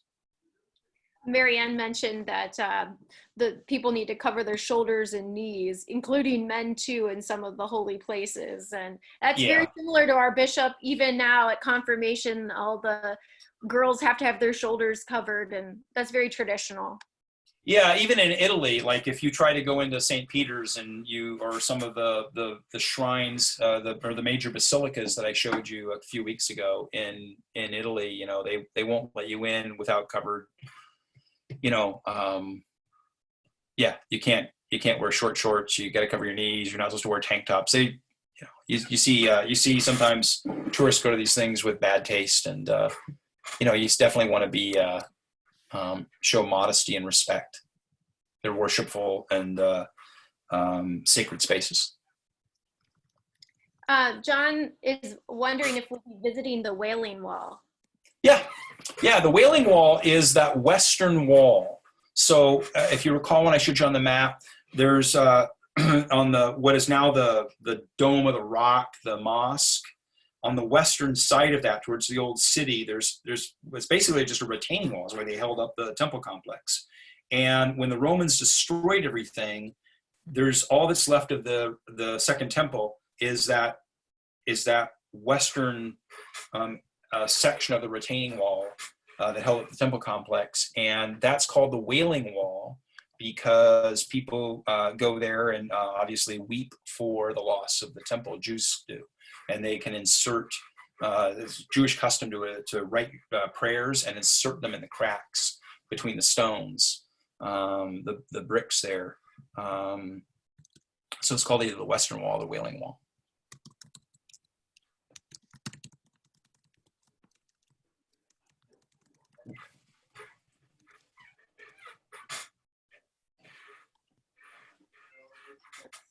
You know, I hope that everybody has enjoyed these pilgrimages, virtual pilgrimages, the last 3 weeks. And, you know, it's, I certainly enjoy doing them. And I'm thankful that you've been patient with some of the flubs and technical things and just trying to learn to do the content. You know, I've been teaching this stuff since, well, for a long time, since I was in my mid-20s, and that was a long, long time ago. So, but you know, just as a new, doing it this way is a new kind of method, and I'm just trying to learn to get comfortable with it and master the technology and get the hang of being able to share things in this format. So thank you, you've been patient as we've tried to work out, make that better for you. I also would say that if there's other kinds of, you know, pilgrimage experiences, I know we don't know how long our restrictions are going to be for the coronavirus restrictions are going to be, or stay-at-home things. But even beyond this, I know some people have reached out to me and let me know that, you know, they enjoy these kinds of things, and maybe there are things that we ought to keep doing even going into the future. So if there's other kinds of virtual pilgrimages or things that you'd like to see, or ways that you know I can take you places and show you things that you might not ordinarily see. I mean, I've considered doing one about the missionary journeys of Paul. And I've been thinking about putting a course together for that through Lane that would be shared this way, where we could, you know, use some of this technology and show you these places. So if those are things that are of interest to you, please let us at Lane know what you would, you know, what you would like. We're here to serve. Greg, Teresa's asking some technical questions about, you know, signing up for the pilgrimage. Oh yeah. What happened? When's our last acceptance date? How many people do we have going? You know, what happens if you have to cancel? And I know as far as the cancellation policy, if you buy the extra insurance, you can cancel all the way up to the day of our departure. Yeah. So if you buy the cancellation insurance, and the last contact, obviously, so 206 Tours is, last time I saw right before the whole coronavirus thing happened, I think we were at 14, 15, 16 people or something like that. But that was in February, late February, 1st of March, before all this shut down. And so we were anticipating 30, you know, upwards of 30 people or so to go with us. But then, of course, since the shutdown, 206 Tours is in New York City, where their headquarters are. And so, you know, everybody's been experiencing, you know, just a lot of stress and turmoil and uncertainty right now. But we're anticipating that things are going to reopen, you know, it's still 6 months before departure. So we had about 14, 15, 16 people signed up. And as far as deposits, not too late to sign up. I'm sure that not only is 206, are we eager to go, 206 eager to go, but I'm sure that the people who live in these places are eager to have pilgrims back. I mean, a lot of these places, you know, their living is taking care of pilgrims. And, you know, I'm sure they're eager to see the pilgrims return. So I think everybody wants us to get back to normal. And as far as too late to sign up, I don't think it's going to be, you know, I think we're taking signups until, you know, this fall. So, you know, I certainly hope that you'll consider, and I understand this wasn't a sales pitch tonight to try to sell you to go. I just thought, you know, since we're going, I'd share it in this format, but I hope that if you can't go for whatever reason, that this at least allowed you to vicariously experience that a little bit. And if there are some other things, like I said, places you'd like me to share with you or take you. I did have somebody send me an email to the effect of they would love to see a whole episode or whatnot just on St. Peter's Basilica, because there's enough to share for a night about that. So maybe there's some of those kinds of things. And if you have ideas, please let us know, because, we certainly love doing it. I love doing it. And if it'd be helpful to you, then we'll do it.